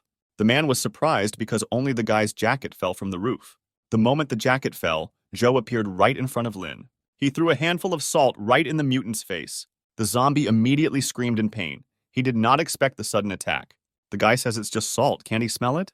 He also adds that he will not see or feel anything, since he adopted the abilities of the zombie wolf, he also received his weaknesses. There are a lot of olfactory cells in the noses of wolves, and when the nasal cavity is irritated, he probably now feels incredible pain. He adds that everyone will lower their guard, believing that they have seen through the enemy's trap and Lin is not a king, but just a pathetic zombie. The next moment, the mutant tries to kill the guy. But nothing works out for him, since he missed his chance. Joe gathers all his power and concentrates it in his hands, just as his brother had shown him before. The zombie saw in front of him the huge aura and power of the guy, which he had collected in a short time. Joe says goodbye to the monster and strikes him. A huge impulse of force attacked the man at once and broke the ground. But even such a blow could not cut the mutant's body. The next moment, the pit in which Lin lay began to fill with gasoline. The monster did not understand what was happening. Joe says that he decided to try to use the entire supply of the gas station, since ordinary grenades do not work on him. The guy says that this station will be the site of Lin's grave. Having said goodbye, he throws a grenade straight into the pit. People heard a loud explosion that rang throughout the village. Derek asked his father if everything was okay. He replies that everything is fine, looking at the huge cloud of smoke rising to the sky. When the smoke cleared, the sun illuminated the area with bright rays. The zombie crowd retreated because they were afraid of sunlight. Everyone breathed a sigh of relief as they managed to survive this stormy night. They were very happy about their first triumphant victory. Joe, returning home, was also very happy, since all his relatives were safe and sound. Suddenly, behind him, he hears a girl calling him. She asks for help, and the next second she falls from loss of consciousness. This girl was familiar to the guy. Her name was Layla. Sometime later, at home, Joe Ying tells his brother that he is a pervert because he began to undress the girl right in the middle of the street. The guy says he just wanted to make sure the girl wasn't bitten, since their own safety comes first. He also adds that he himself was without a t-shirt, to which his sister replies that this is certainly the answer of a pervert. He was lucky that Bing Bing didn't see it, and she was there to stop him. The guy doesn't understand what his sister is talking about. At this moment, Bing Bing comes out of the room and says that Layla's condition is normal. She will recover after sleep. There was silence in the corridor, and the girl who had just appeared did not understand what was going on. Immediately, Joe Ying comes to his senses and says that everything is fine. Joe picks up and thanks the girl for her help. Bing Bing is embarrassed and says that she didn't do anything special. A company of 3 people gathered to check if there were survivors and said goodbye. Suddenly, the young man shouts at Bing Bing not to blame herself for the deaths of others, because even with all the precautions, the wave of zombies could not be stopped. He adds that the most important thing is to move forward. Finally, the sadness disappeared from the girl's face. She smiled and said that he was right. Derek, who was sitting in the car, said that Joe had finally become an adult. The young man tells his brother that this time everything will definitely be different. The guys got into the car because they had to get rid of all the corpses. Outside the city, they piled up and burned a bunch of corpses. They had to be burned, since animals that eat them could also mutate. Derek says he wants to sleep and Cho will have to drive the car back himself, as well as fill up the tank and wash the car. The young man awkwardly says that there is no more gas station. He also adds that he doesn't want to wash the car just because his older brother said so. Then Derek suggests playing a game of demon hunting. Instead of rock, paper, scissors, the 2 brothers came up with this game themselves. They loved it since childhood. The rules were very simple. The hunter stood still for 10 seconds. The demon's task was to run as fast as he could. If the hunter catches the demon in 3 minutes, he wins. 10 seconds later, Derek appears behind Cho and says that he can do it too. But the younger brother suddenly changes direction and dodges the grab.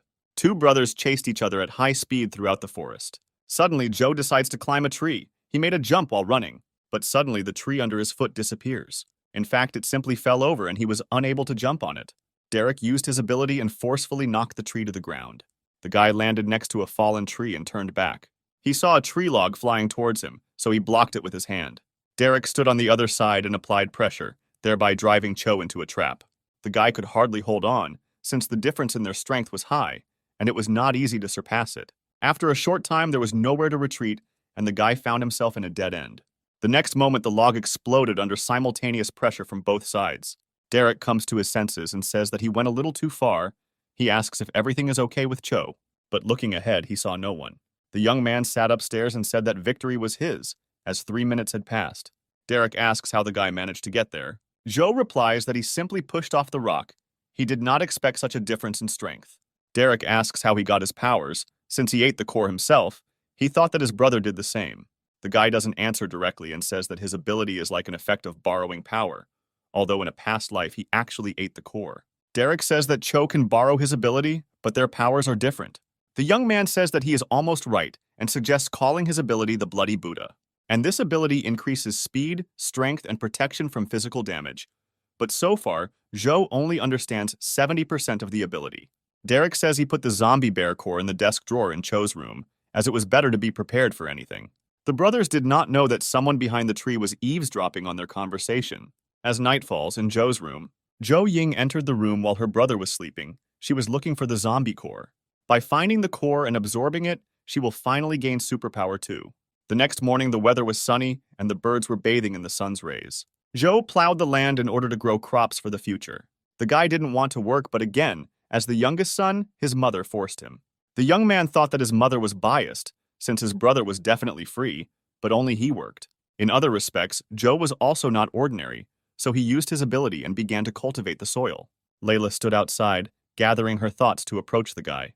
The girl was wearing only one white shirt, and one might say she looked seductive. In the end, the girl decided to come around the corner and called out to the guy.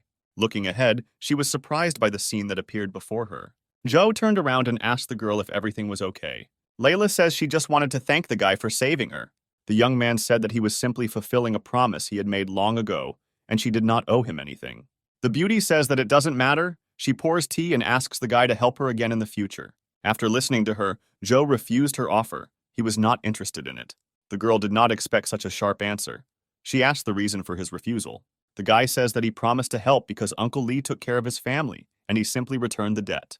But now that the debt is paid, he has no reason to help the girl every time. Layla was very upset.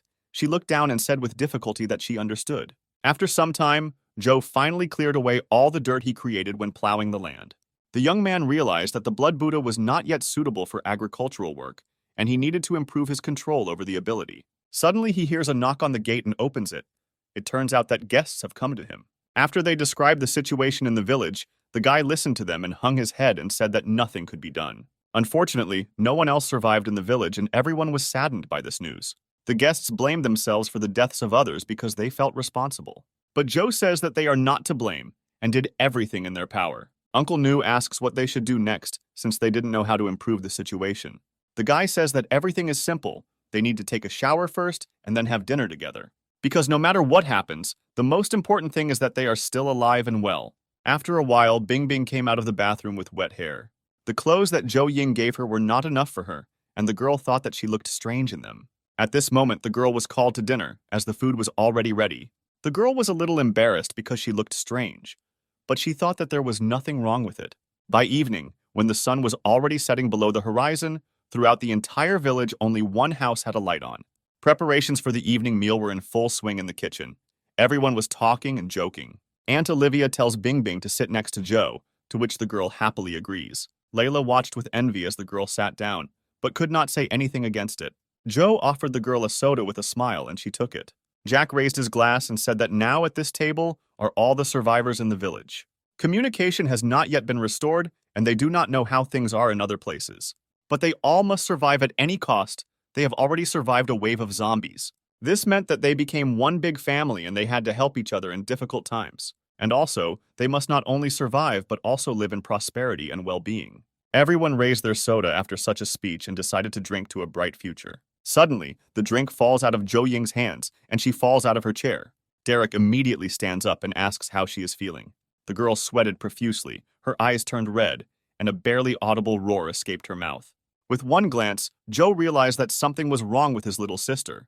The next moment, the sister suddenly stood up and attacked the guy with a scream. She grabbed his hand with her teeth, but the guy was ready for this and activated his ability in advance. Everyone was surprised by the girl's behavior and were at a loss as to what was happening. The father tells his daughter to unhook from her brother, and he will settle everything if there is any disagreement. Behind the man, Layla was very frightened by this behavior, as if she had not seen this scene for the first time. Finally, Zhou Ying's impulse began to weaken, and the girl began to come to her senses. The guy asks how she is. The girl came to her senses and stepped back.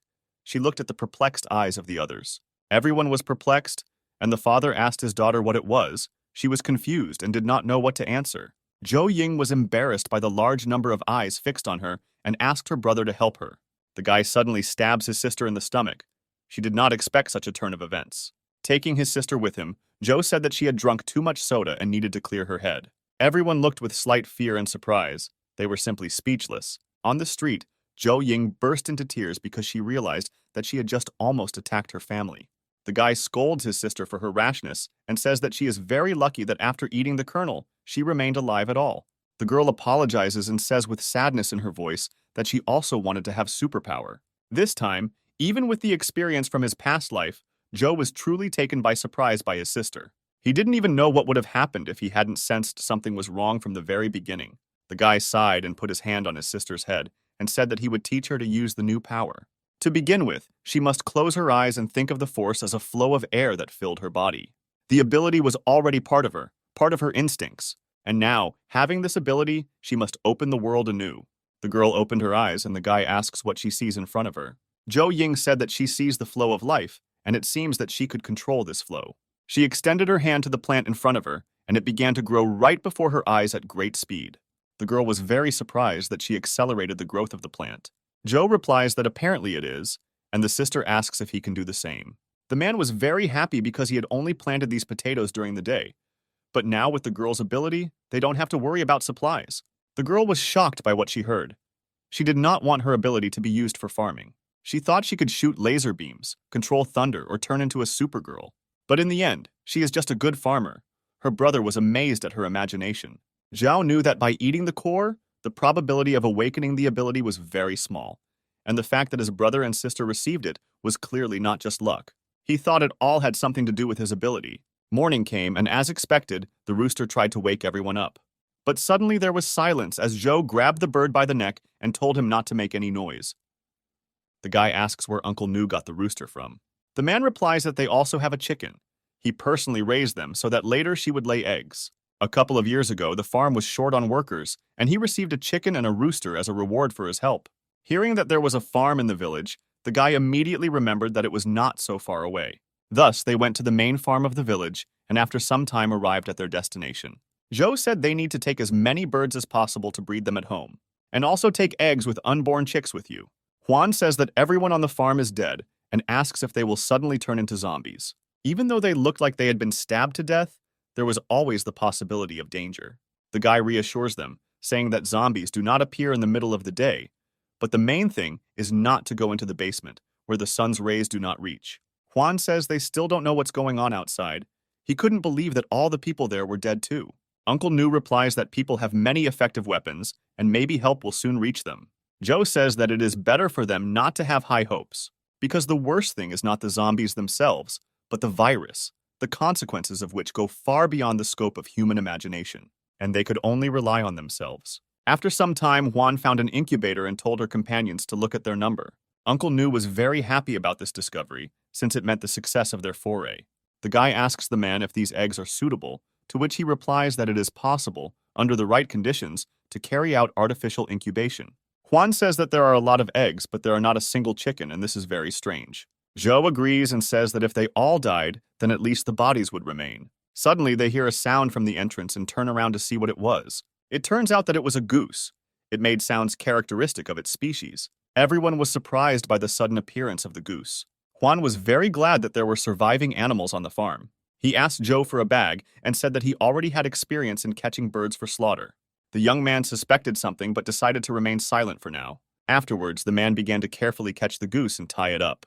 He quickly managed to cope with the task and easily immobilized the goose. But suddenly the bird opened its beak and turned into a monster. Zhou reacted in time and saved Huang from the zombie goose. The man started sweating and asked what it was, but they didn't have time to talk since they had to leave. Once outside, they stopped abruptly and were surprised by what they saw. A whole flock of hungry zombie monsters rushed towards them, who surprisingly were not afraid of the sun. It was very difficult to resist the birds, since there were so many of them. Zhou, noticing the escape route, called the men behind him. They began to run away as fast as they could because they did not want to be eaten. The guy understood that Huang and Uncle Nu were too slow, and at this pace they would definitely not be able to break away from the mutated geese. The men were already out of breath from running and covered in sweat. The young man urgently needed to come up with something. There was nothing to do, so the guy decided to try a new ability that his sister had previously shown him. This power was different from the one his brother possessed, and was perhaps more practical. The young man used his growth ability and vines began to emerge from all sides. They stretched out along the entire length and attacked the monsters who were constantly chasing people. The guy was glad that he managed to slow down his pursuers and said that they needed to break away. But unfortunately, the path ahead was blocked by more zombie geese. They were surrounded. They looked at the monsters' mouths and thought that they were finished, but Joe shouted at them to quickly run inside. They ran into the room and closed the door behind them, the men catching their breath. The man looked out the window and said that now they were stuck here for a long time. Even if Joe is strong enough to get out, he and Huang certainly won't be strong enough. The young man replies that it was due to his negligence that they were in danger, and he will do everything to ensure that they return unharmed. Joe thought through all the options, but was still hesitant to use the Blood Buddha's ability due to limitations. But suddenly Juan finds a computer and says that the electricity on the farm is still not turned off. The guy doesn't understand how this information will help them in this situation. The man says that since the computer turns on and you can connect to the network, then you can find a way. Suddenly, monsters start breaking into the door. The guy blocked the door and told Juan to hurry up because the door wouldn't hold up for long. The man began to quickly type on the keyboard and asked for 3 more minutes. He was very confident that he would find something that would help them. Joe understood that in 3 minutes the door would definitely break down, and it was better for him to attack first. So he activated the ability and kicked the door out. He grabbed the handle of the broken door and looked at the monsters with rage. The zombie geese knew no mercy and fear. When they saw a man, they immediately attacked him. The guy began to clear a path forward, using the door as a shield in front of him. The next moment, he used the ability and struck with all his might, destroying all the monsters in front of him. The guy sighed, since with this he secured at least a couple of minutes. But turning his attention to the remaining mass, he realized that it was moving and trying to come together. Uncle Niu asks Huang how long he will continue to fuss, since, judging by the sounds, it was not easy for Joe. He replied that there was still a little time left. He mentally asked Joe to hold out a little longer. Once the file is downloaded on your computer, everything will be over. Meanwhile, the guy was surprised by the sight of the creature that formed right in front of him. The next second, this monster rushed forward and attacked the guy. It had enormous power, and Joe's ability was not enough. The young man flew back, and from the strong push, his throat began to bleed. At that moment, Uncle Nu came out and told the guy to run away with Juan, and he would try to detain this monster.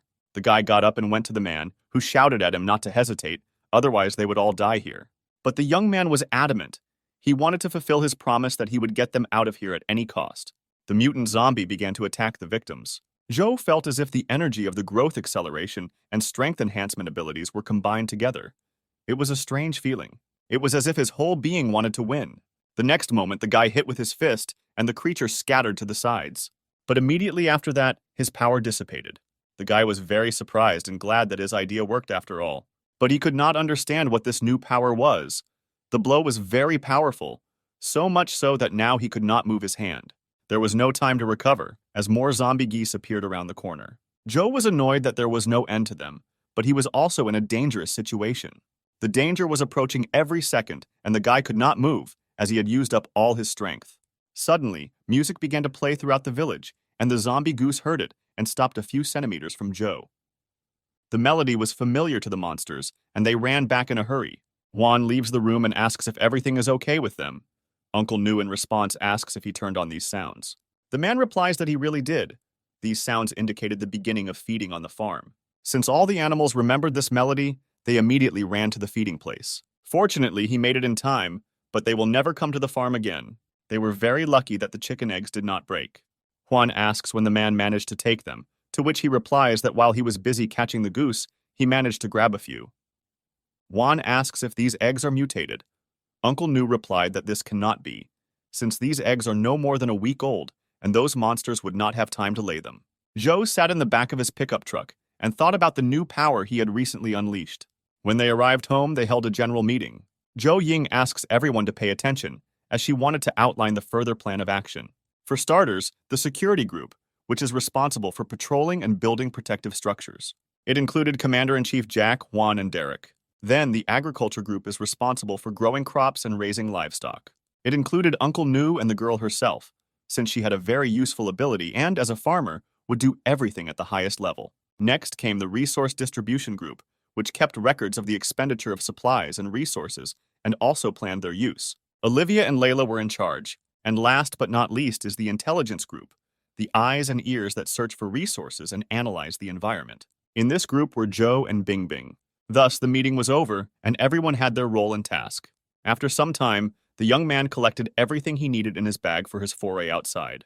The guy took everything that could be useful: grenades, Molotov cocktails, first aid kit, weapons, since it was impossible to repeat the mistakes of the past. Suddenly, he hears someone calling him in a quiet voice. It was Layla. She quietly approached him and pressed herself against his back. The girl asked the guy to take her with him.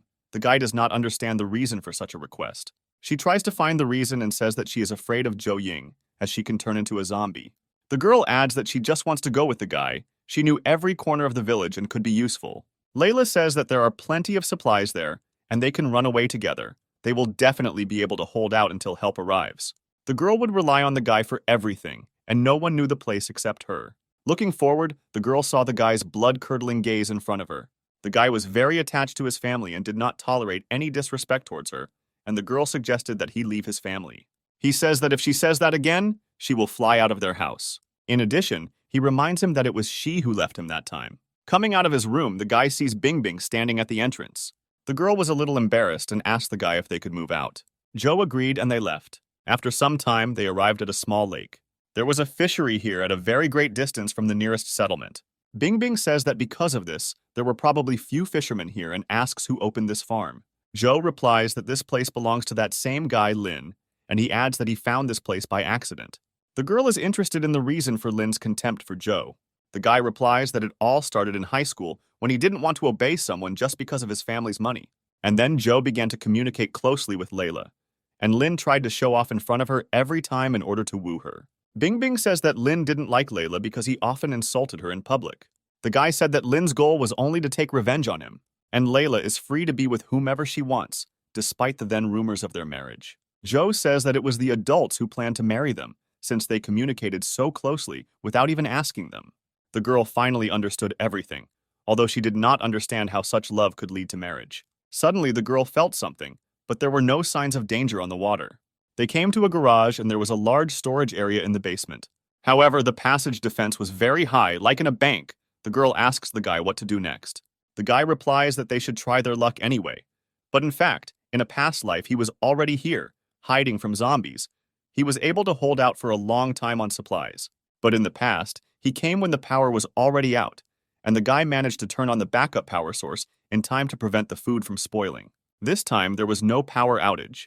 Perhaps something had changed due to the fact that they stopped the first wave of zombies, and there was a possibility that there were survivors here. Suddenly, he hears a girl scream and asks her what happened. She replies that everything is fine, and she was just not careful. Bingbing says that fish heads are too strange and asks the guy what kind of fish they are. Suddenly, the fish's pupil twitched and turned crimson red. Zhou rushed forward sharply as he immediately realized that these fish had mutated into zombies. As soon as the guy touched the fish, it hit him with a stream of water. The young man did not expect such a sharp and strong attack, and the next second he flew into the wall. Judging by the strength of the monster, the guy immediately realized that it was a second-rank zombie. Bingbing stood in front of the guy, ready to protect him, and asks what they should do next. The guy shouts that they need to leave because they can't cope with the monster, but suddenly he hears a sound from the entrance. He was very surprised when the vault door closed and they were trapped. The guy took a knife out of his bag and rushed to attack, since they didn't have time to mess with the door. He had to deal with the danger first. Bingbing could not help and watch the battles, hoping that the guy would cope. The knife cut into the scales of the fish, as if into iron armor without cutting a drop. There was no way the guy could cut through these scales with force. The creature was completely covered in scales, but it must have a weak spot. After analyzing with his own eye, the guy realized that the weak point of zombies is the gills. Zhou made a dash and found himself behind the zombie, and then pointed his knife at the weak point of the fish. But suddenly, when the knife was already very close, mutated worms appeared. They usually lived in the gills of fish and coexisted together, protecting the host in times of danger. The guy's attack failed, and the fish wasted no time in attacking him with its tail. The next moment, the guy flew to the side, receiving injuries. The fish immediately approached him and wanted to attack him with a stream of water. But the guy took an exposed cable with electricity and paralyzed the zombie with a discharge of static voltage. He was lucky that the creature had no resistance to pure energy. It was not an easy battle. The guy grinned at the fact that even though everything was different from his previous life, but basically these were not key events. It was obvious that someone had deliberately placed this mutant in the vault. Bingbing asks if the guy is safe, to which he replies that everything is fine and they need to return quickly, since it is not safe here. Trying to turn the door handle, it did not yield to the girl's efforts. She was amazed that the door did not move at all, as if someone had locked it from the outside. Joe activated his powers and asks Bingbing to step aside. The next moment, he hits the door with his fist with all his might. After all the dust had settled, they saw that the door was safe and sound. The material of this door was as strong as a bank vault and also underground. It was not easy to open it with brute force. Joe says that this was the strongest blow he could unleash at the moment, and apparently there is no way to open the door. The guy is tired and adds that he needs to rest a little. The girl tells the guy to rest, and she will examine this place. Perhaps there was another way out. Joe was resting, sitting in the corner near a pile of stones, when he suddenly opened his eyes. Since Bing Bing arrived depressed, she found nothing even though she looked through every corner. Unfortunately, there was no other option in this vault. The temperature in the storage facility was about -18, and even if they withstood the cold, they would sooner or later run out of oxygen. There was no time to hesitate, and the guy stood up, saying that he would try again. Suddenly, Joe notices the cannonball that the girl was holding. She asks him if she will gain powers like him if she eats it. The guy, worried about the girl, suddenly grabs her hand and says that this is too dangerous. She will not be able to use her ability constantly, and moreover, the effect is limited. Bing Bing says that if this continues, they will die here, so she asks the guy to let her risk her life. Take a risk and hope that he can survive, and the awakened ability will allow them to get out of here. Receptivity is the ability to awaken Bing Bing in a past life. He didn't know if anything would change this time because of the guy's intervention. Joe asks if she is sure. He thought that since she showed courage, he should not be afraid either. Bing Bing says that in the past, she would have been scared, but now she is ready with him. It was already evening outside and the sun was setting. Jack and Derek searched for the missing, but no one responded to their call. Suddenly, they hear a loud roar. Jack asks if the zombies should be afraid of the sun. Derek says they only appear at night, but something was clearly wrong here. The next moment, they hear Juan scream and run towards him. They didn't know that someone was listening behind the tree. In his memories, Joe saw a destroyed city. The guy was on the roof of a destroyed building in a dream. A voice from the side wakes him up and asks him to wake up quickly. Opening his eyes and looking to the right, he sees a girl with a rifle in front of him. This girl was Bing Bing. She commanded him to get up, because she had a job for him. She noticed 4 huge zombie dogs of the 4th rank and 2 tigers of the 6th rank. The guy said that because of them, a lot of zombies would gather here in about 20 minutes, and they needed to notify the others. Bing Bing says that they won't make it in time, and only if she can deal with the leader, she can gain some time. The guy does not agree and says that as a captain, there is no point in staying here. The girl says that Joe's abilities have not yet awakened, and his presence will only interfere. The guy was saddened that after eating the zombie core, his ability had not yet awakened. The guy reluctantly tells the girl that she simply must survive. The girl smiled and nodded to the guy, and the sun's rays illuminated her beautiful face. Suddenly, the guy wakes up from his sleep as the girl woke him up. Waking up, the guy notices that something is wrong with the girl and asks why she is all on fire. Bing Bing herself doesn't understand what's happening, but it was hard for her to breathe. She sweated profusely, and her whole body felt like it was on fire. The girl could no longer endure this heat. Joe asks to wait a little while he brings some ice, and he asks the girl to stop undressing. She replies that she can't and asks him not to look. The guy says that he didn't look and immediately turned away. After a while, he asks how she feels. Bing Bing says she feels much better. The next moment, she added that she saw zombies. There were a lot of them. Joe tells her not to panic as that is her ability. The guy was convinced that he had no influence on anything, since the girl had this power in a past life. The girl says she sees a whole bunch of zombies underneath them. Joe is surprised by what he heard, as he did not know that there was something below. After searching a bit and moving the shelves aside, they found a secret passage down. There really was a staircase leading down. Having gone down, the girl asks what the smell is in this passage. The young man says that it is the smell of sulfur, and that the Lin family used fishing as a cover to illegally store gunpowder. It was not surprising that all the doors and equipment were still working. Apparently, they had spent a lot of money. Suddenly, they hear the roar of zombies who were walking aimlessly around the room. Joe says that it is too dark here, and he is counting on the girl, who is surprised by such a statement. The guy took out a knife and encouraged Bing Bing, saying that they would succeed. The girl, after listening to him, activated her ability and became serious. She told him the zombies' location, and the guy at the same moment destroyed them, clearing the passage. Thus, they continued to go deeper and neutralize all the attacking zombies. Finally, after some time, they reached a locked room and entered it. There were a lot of boxes, and the girl asks what they should do next, since they have reached a dead end. After looking around, Joe said that if they swam through, they would end up right in the pond outside. So they blew dust through the pipe and into the waters of the pond. Bing Bing was very happy that they could finally get out. Suddenly, a huge zombie fish appears next to the girl and grabs her. Joe grabbed the girl's hand and tried to pull her out of the monster's mouth. But despite all his efforts, water was not his element in the end. The grip weakened, and the fish carried the girl away in its mouth. The guy watched Bing Bing lose again and couldn't let it happen again. This time he was not going to leave the girl alone. The young man activated his ability, and kelp vines began to appear from the bottom. They grabbed the fish from all sides, but the monster resisted. The girl was running out of oxygen, but she saw Joe trying to save her. The last thing she saw was the guy holding out his hand to her. After some time on the surface, the girl opens her eyes. She jumps up abruptly and screams the guy's name. The guy turned around and was glad that the girl woke up. By that time, he had just heated up the canned food, as they needed to refresh themselves and gain strength. The girl thanks the guy and asks what happened to that fish. Joe replies that she probably became food for the rest of the mutants. He adds that she was more difficult to deal with than the monster in the vault. However, most likely, those mutated fish have already spread to other places and will be encountered again in the future. Bing Bing says that during university, the guy was quiet, and she thought that he would be difficult to get along with.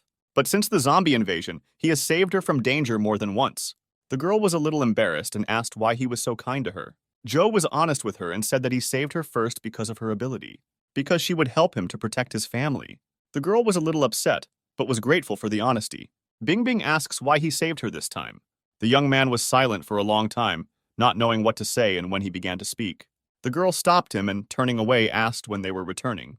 Joe says that they need to move out right now, and thanks to her ability, they will be able to avoid collisions with zombies. Finally, in the middle of the night, they returned home. My little sister ran out and hugged her brother. She was very worried about him. The guy sees that the girl is worried and asks what happened while he was away. Joe Ying fell silent and then suggested that they go inside first. At home, Juan was sitting on a chair. He was infected with the virus and was trying to escape. Joe was stunned by this event and asked how it happened.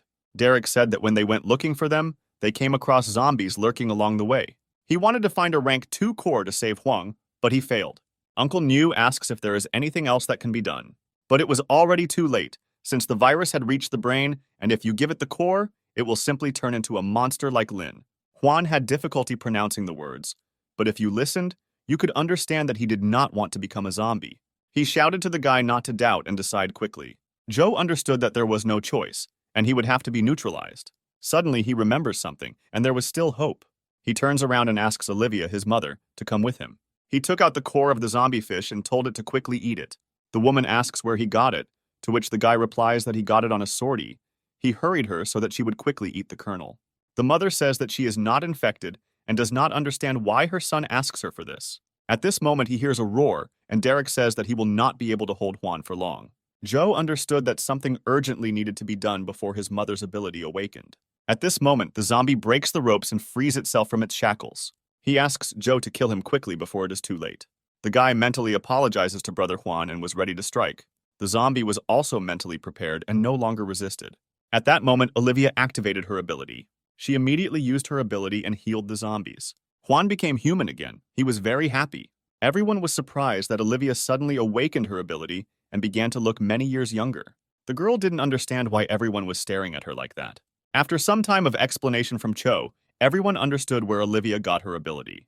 Joe Ying was delighted that thanks to her ability, her mother became a beauty. Derek asks if she can turn all the zombies into normal people now.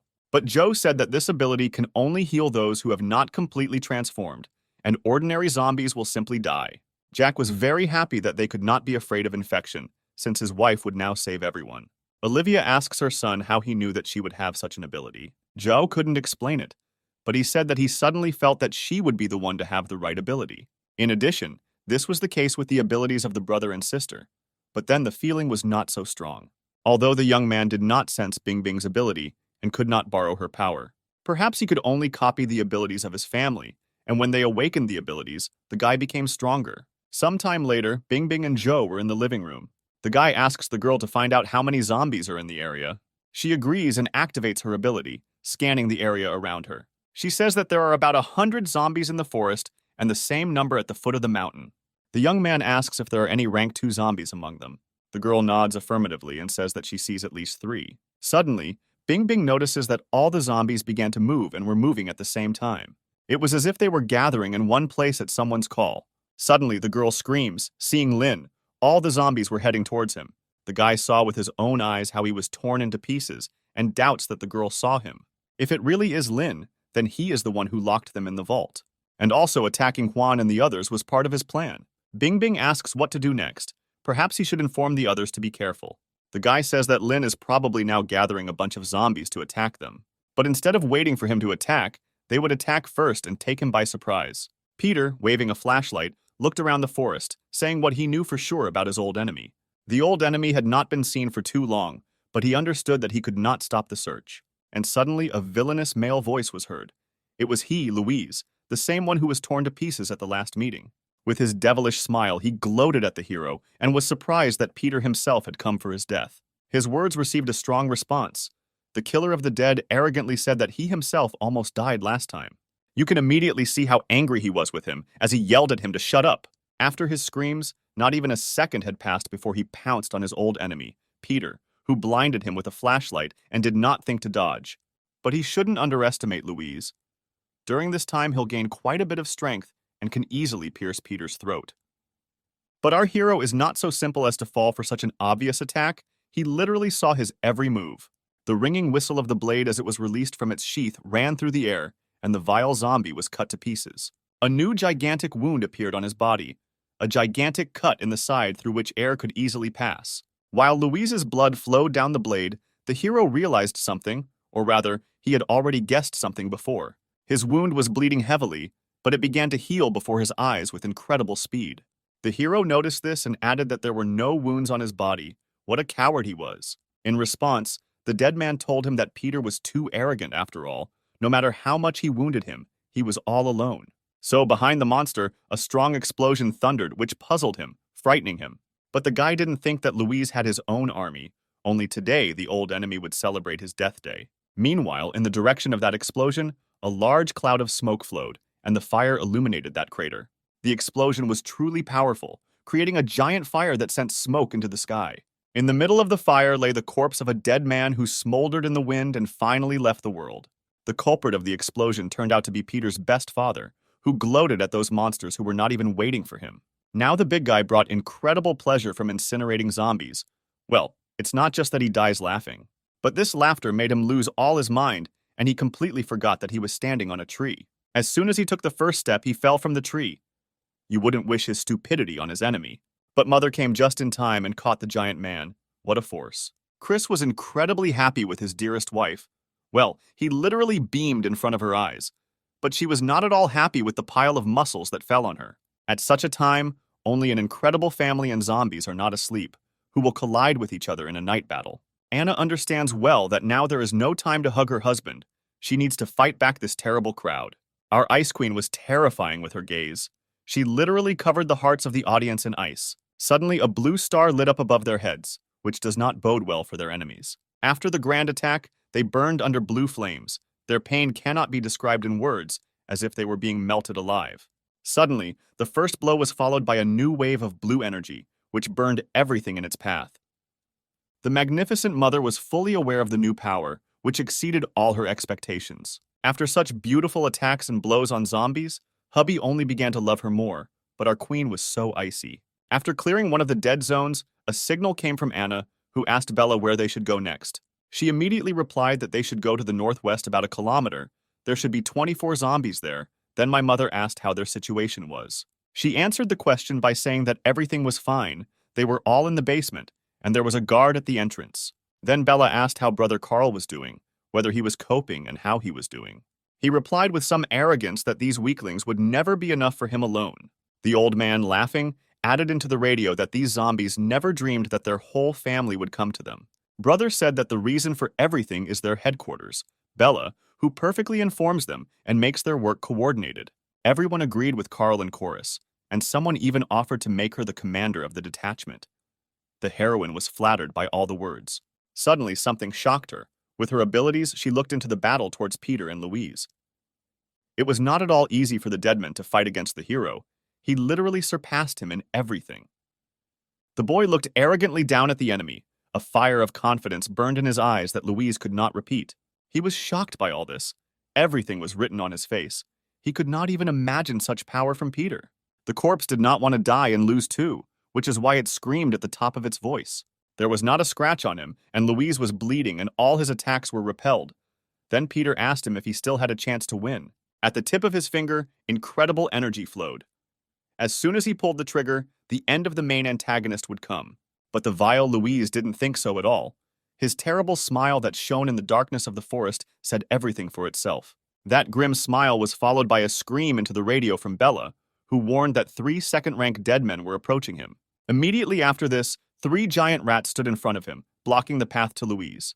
He was shocked by the sudden appearance of 2 rank 2 rat monsters, but he well understood that they had no fighting strength or experience at all. Then the hero asked the enemy if he thought that he would defeat him with a crowd of rats. Louise was up to something very bad. That villainous grin spoke of all his intentions.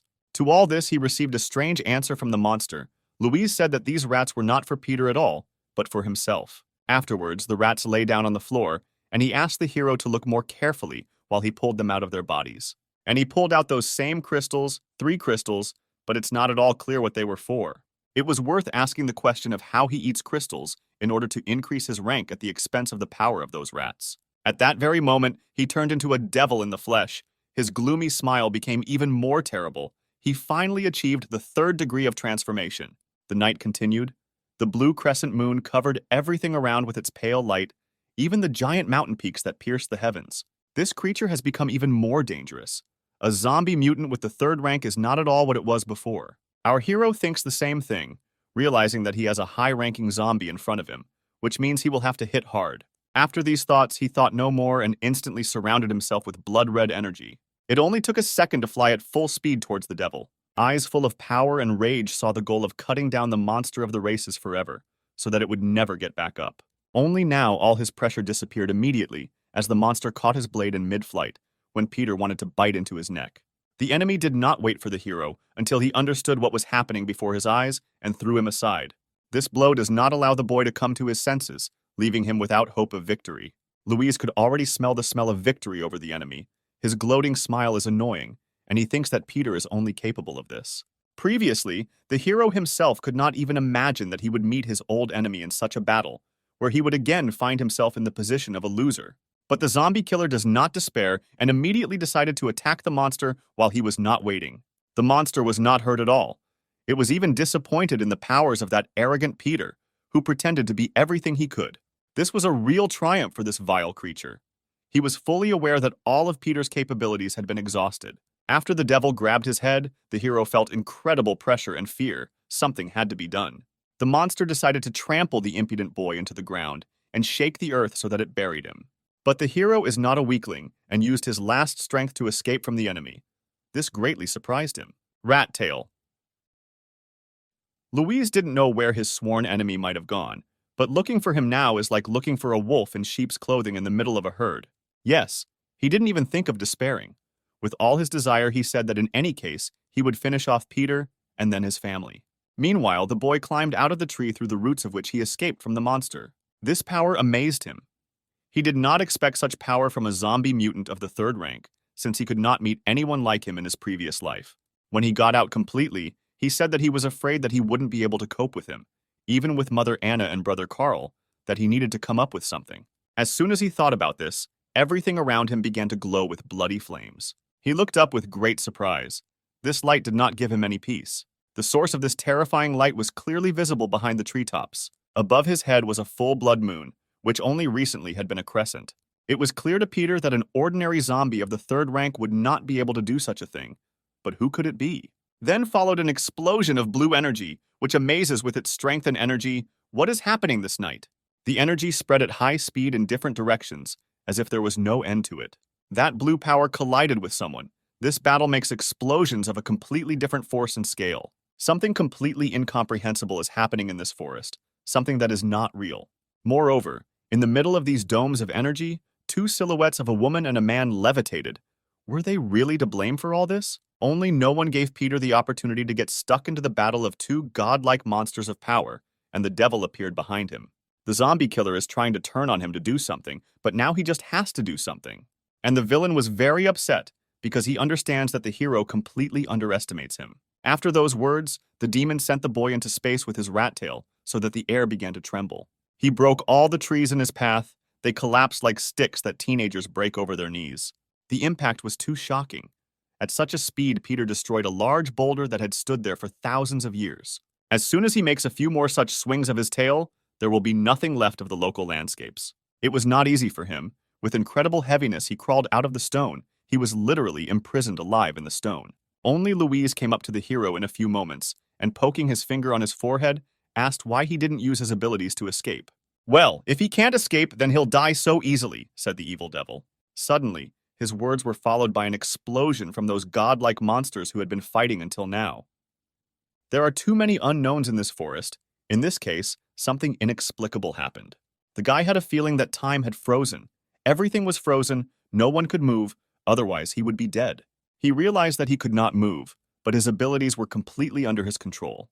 As soon as he realized this, Peter began to gather energy at his forehead in order to reproduce a beam of incredible power. That beam from his forehead pierced through the malicious Louise. He did not even dare to expect that such a setup would occur in such a case. But those deities were clearly on his side. At the most inconvenient moment, they seemed to deliberately stop everything, and immediately everything dissipated. Time resumed its course as soon as the monster realized that something wrong had happened, and Peter had injured him. For him, it was a terrible pain. His eye disappeared, and it was an incredible burden for him to endure. Louise was definitely haunted by a curse that even now did not leave him alone. After this battle, the scoundrel fled into the depths of the forest. We won't see him for a long time. His strength was leaving him. His eyelids were getting heavy. His mind was becoming clouded. And at the moment, time stood still only for him. The last energy that kept him on his feet ceased to work, and he fell while Brother Carl tried to call him. The boy was very worried about Peter. He wanted to know if he could get up, if he was safe, and how he was feeling. He was not at all interested in his well-being. The hero wanted only one thing, to catch up with that monster Louise. And all because the whole world is changing. Those deities whose abilities are difficult to imagine, they are obliged to catch up with them. And again, he was plunged into the memories of one of his lives when he was in the survivors' camp. The hero in those days turned out to be a prisoner of the people of this camp. It was not for nothing that he was tied up. Suddenly, one of the guys spoke to their boss. As it turned out, there were no more survivors in his village. Their boss looked very scary, but he could still smile and asked how many zombies there were in Peter's village. From the outside, the hero looked very shabby. Initially, he remained silent, as if he was thinking about the question. After some thought, the answer came. Complete horror was happening in their villages. There were too many dead people, 1,000 or more. The survivors of the camp were not at all surprised by his words. They considered this number to be a very trifle, and the village as just another garbage dump. Like everyone else, their boss wasn't laughing. He was wondering what ranks those zombies had. With his head down, Peter reluctantly said that there was one of the 4th rank there. His eyes shone with lights. He was very interested in his words, but still asked him to try on some chains. Turning back, he noticed something was wrong. People were tied with chains on wooden posts. It reminded him of something. Skinny people, they constantly work. They look like homeless people from landfills. Are they really slaves? The hero thought. He was fully aware of the fate that awaited him if he remained here and decided to flee from here immediately. Only the trouble is, a wall of fire appeared in front of our hero, burning sinners in hell. Is it really because of his attempt to escape that he is already in the next world? Yes, the terrifying godlike man got angry with the guy, all just because he wanted to escape. The zombie killer was horrified. He had never seen such power and abilities before. His eyes said everything for themselves. But only the boss's gaze was much more terrible. He called himself and others like them superhumans chosen by the gods. They are here for ordinary people to be their slaves. Finally, Peter got out of the terrible memories, during which time he arrived at a place where there was a strange glow that night. He was simply sure that it was all somehow connected with those with abilities. Brother Peter doesn't remember much about those who gained special skills, but those who reached the high stages were still those scum. The hero wanted with all his might to understand what was happening here and noticed a mysterious crater, in the middle of which there was something shining. From the middle flowed a large stream of energy that appeared out of nowhere. Looking down, he was very interested in the picture that was happening in the crater. Clearly, this forest was not an ordinary one. He thought that it was the fault of this crystal that caused the crater to appear. It was emitting too much energy. When the hero fully examined the crystal, he was plunged into horror. A drop of fear ran down his cheek, and everything around was covered in darkness. He is consumed by a strange desire to devour this thing. It attracted him too much. He did not understand anything. Suddenly, someone touched his hand and ordered him to get away from here. What kind of wanderer? Could it be the one who made those bursts of energy yesterday? It didn't take even a second for the hero to jump out of the pit. This place is shrouded in mystery that needs to be revealed. The boy was not afraid. He acted calmly and instantly used his abilities to escape the unexpected attack. All in darkness, Peter asked this stranger who this daredevil was. An unfamiliar silhouette walked along the bottom of the crater in a hovering cloud of dust. He was also surprised by such a guest. He looked like an unremarkable man, but his scar was very easy to remember. In fact, the man was surprised that he survived here. But Peter is not a weakling, just a moment, and he put his hand to the enemy's neck. The stranger was amazed at such a reaction. Afterwards, he noticed potential in him that definitely needed to be developed. This man with the scar was too strange. Finally, the hero asked him to let go of his hand and finally tell him who he was and why the hell he was here. Scar listened to him, raising his hands. He said that so be it, she would present herself to him.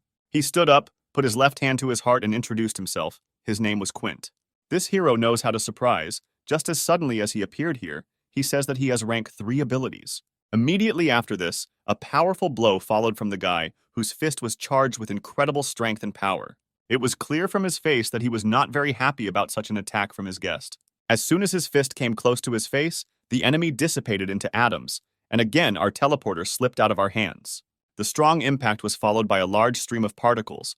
This ability is great. One moment and particles began to gather into our stranger, as it turned out.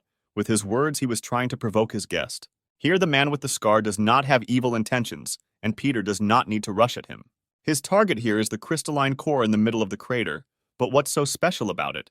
This is exactly what the guy decided to ask, who is still perplexed by what is happening here. In fact, Quint thought that he knew what kind of crystal was here.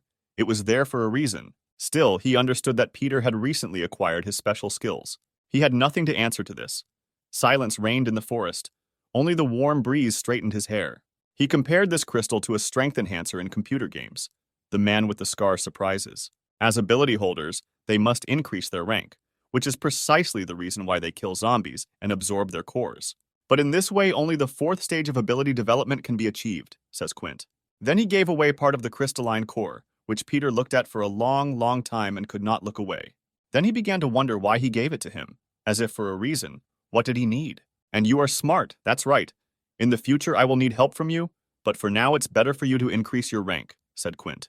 And finally, while his body was splitting into particles, he said that deities still exist in this world, and they are real. Then he disappeared, followed by a giant crystal, which crumbled into many particles and disappeared.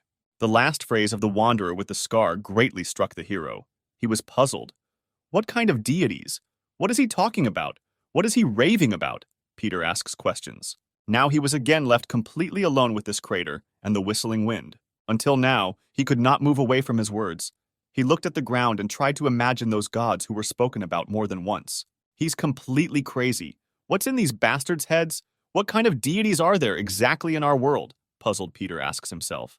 Almost the same thing was said by that scoundrel who called himself, and those who awakened their abilities a new milestone for humanity, the pinnacle of evolution. So if these were gods, then the end of the world was somehow connected with them. This meeting gave rise to even more questions. After much thought, blue energy began to ooze under his feet. Perhaps an enemy attack or a new ability. This radiance intensified, as if thousands of spotlights were burning in front of him, blinding him in the eyes. There were thunderclaps all around. An incredible burst of energy appeared out of nowhere. A strange ball appeared before his eyes, a clot of power that emitted too much light, like ball lightning. A strange crystal was floating in the sky.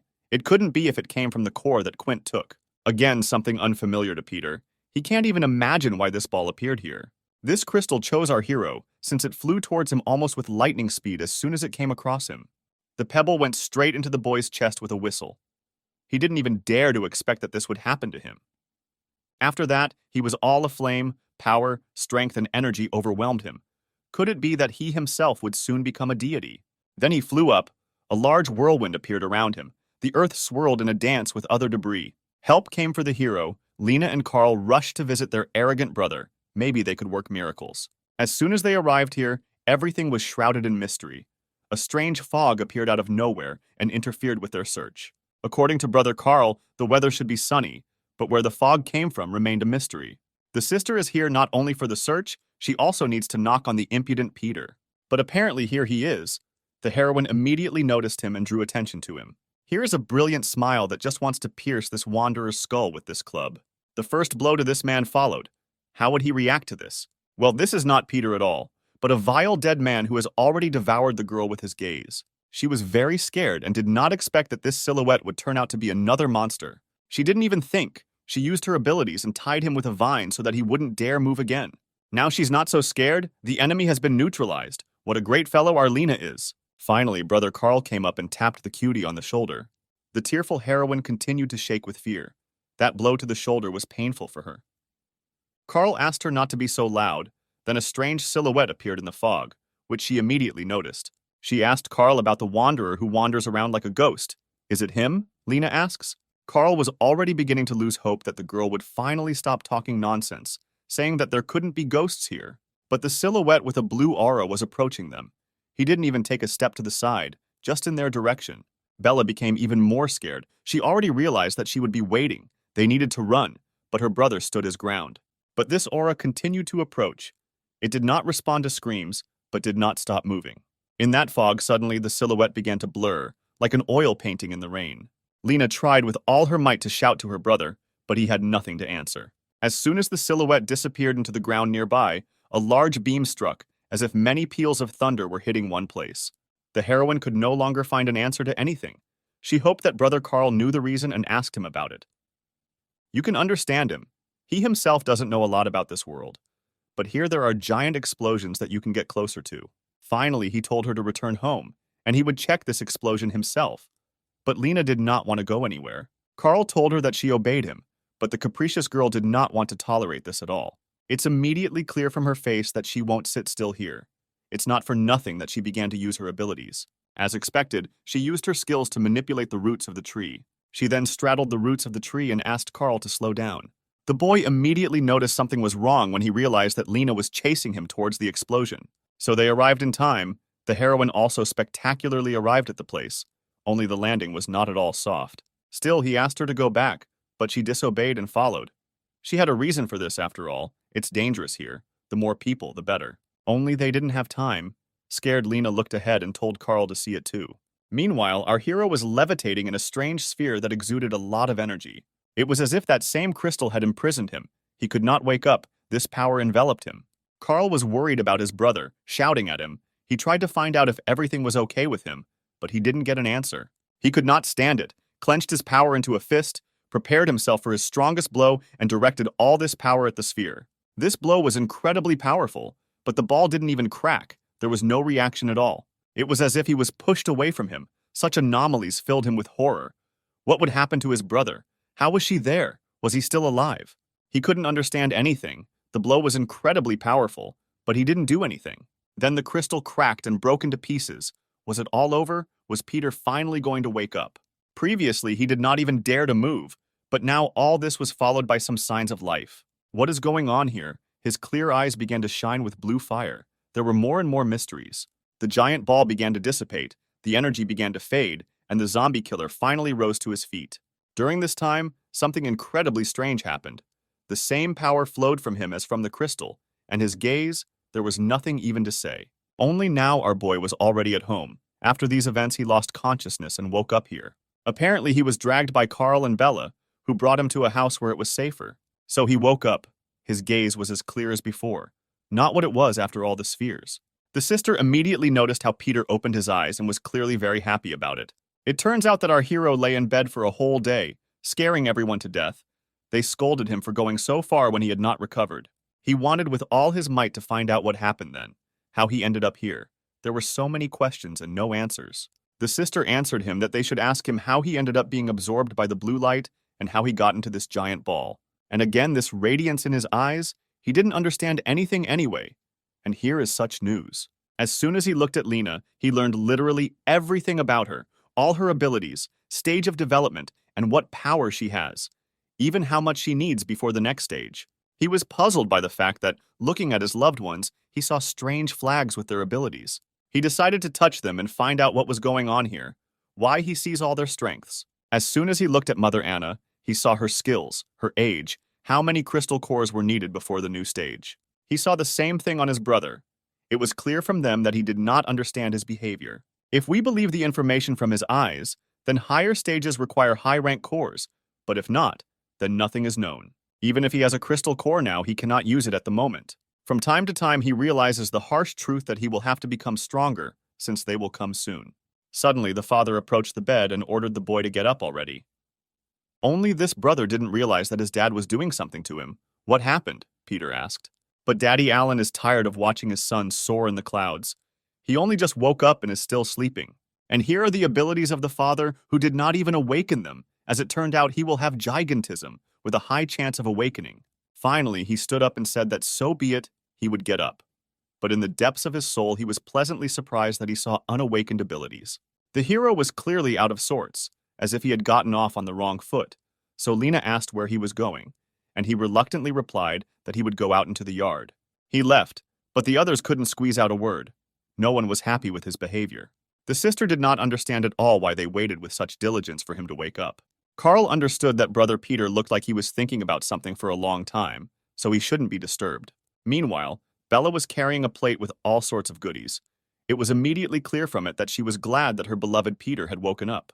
But she had just prepared dinner. What a coincidence. The hero is hungry as a wolf and will only be happy with home cooking. These two are just happy to see how that couple is having a nice chat together in the yard. But the truth is, as soon as they turn away, Peter is already with his beloved Bella. And the father can see that his son is worried because he doesn't have a girlfriend, while his brother and the girl are hanging out.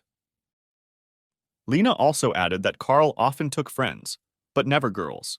Meanwhile, Peter had already dined, and only crumbs and scraps remained from the food on his plate. Afterwards, he asked his all-seeing friend if she had seen Louise, how far away he could be. She replied that she had not seen their enemy for a long time, especially since Carl also went out to search, but to no avail. Then the heroine again noticed that Peter was thinking about something. She was upset by his gloomy appearance.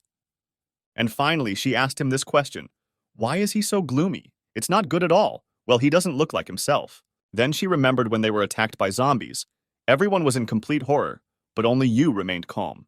In those moments, it seemed to her that he was capable of overcoming any obstacles, reaching any heights, literally capable of anything. And even if an enemy of any strength stands in front of his nose, the boy will cope with everyone.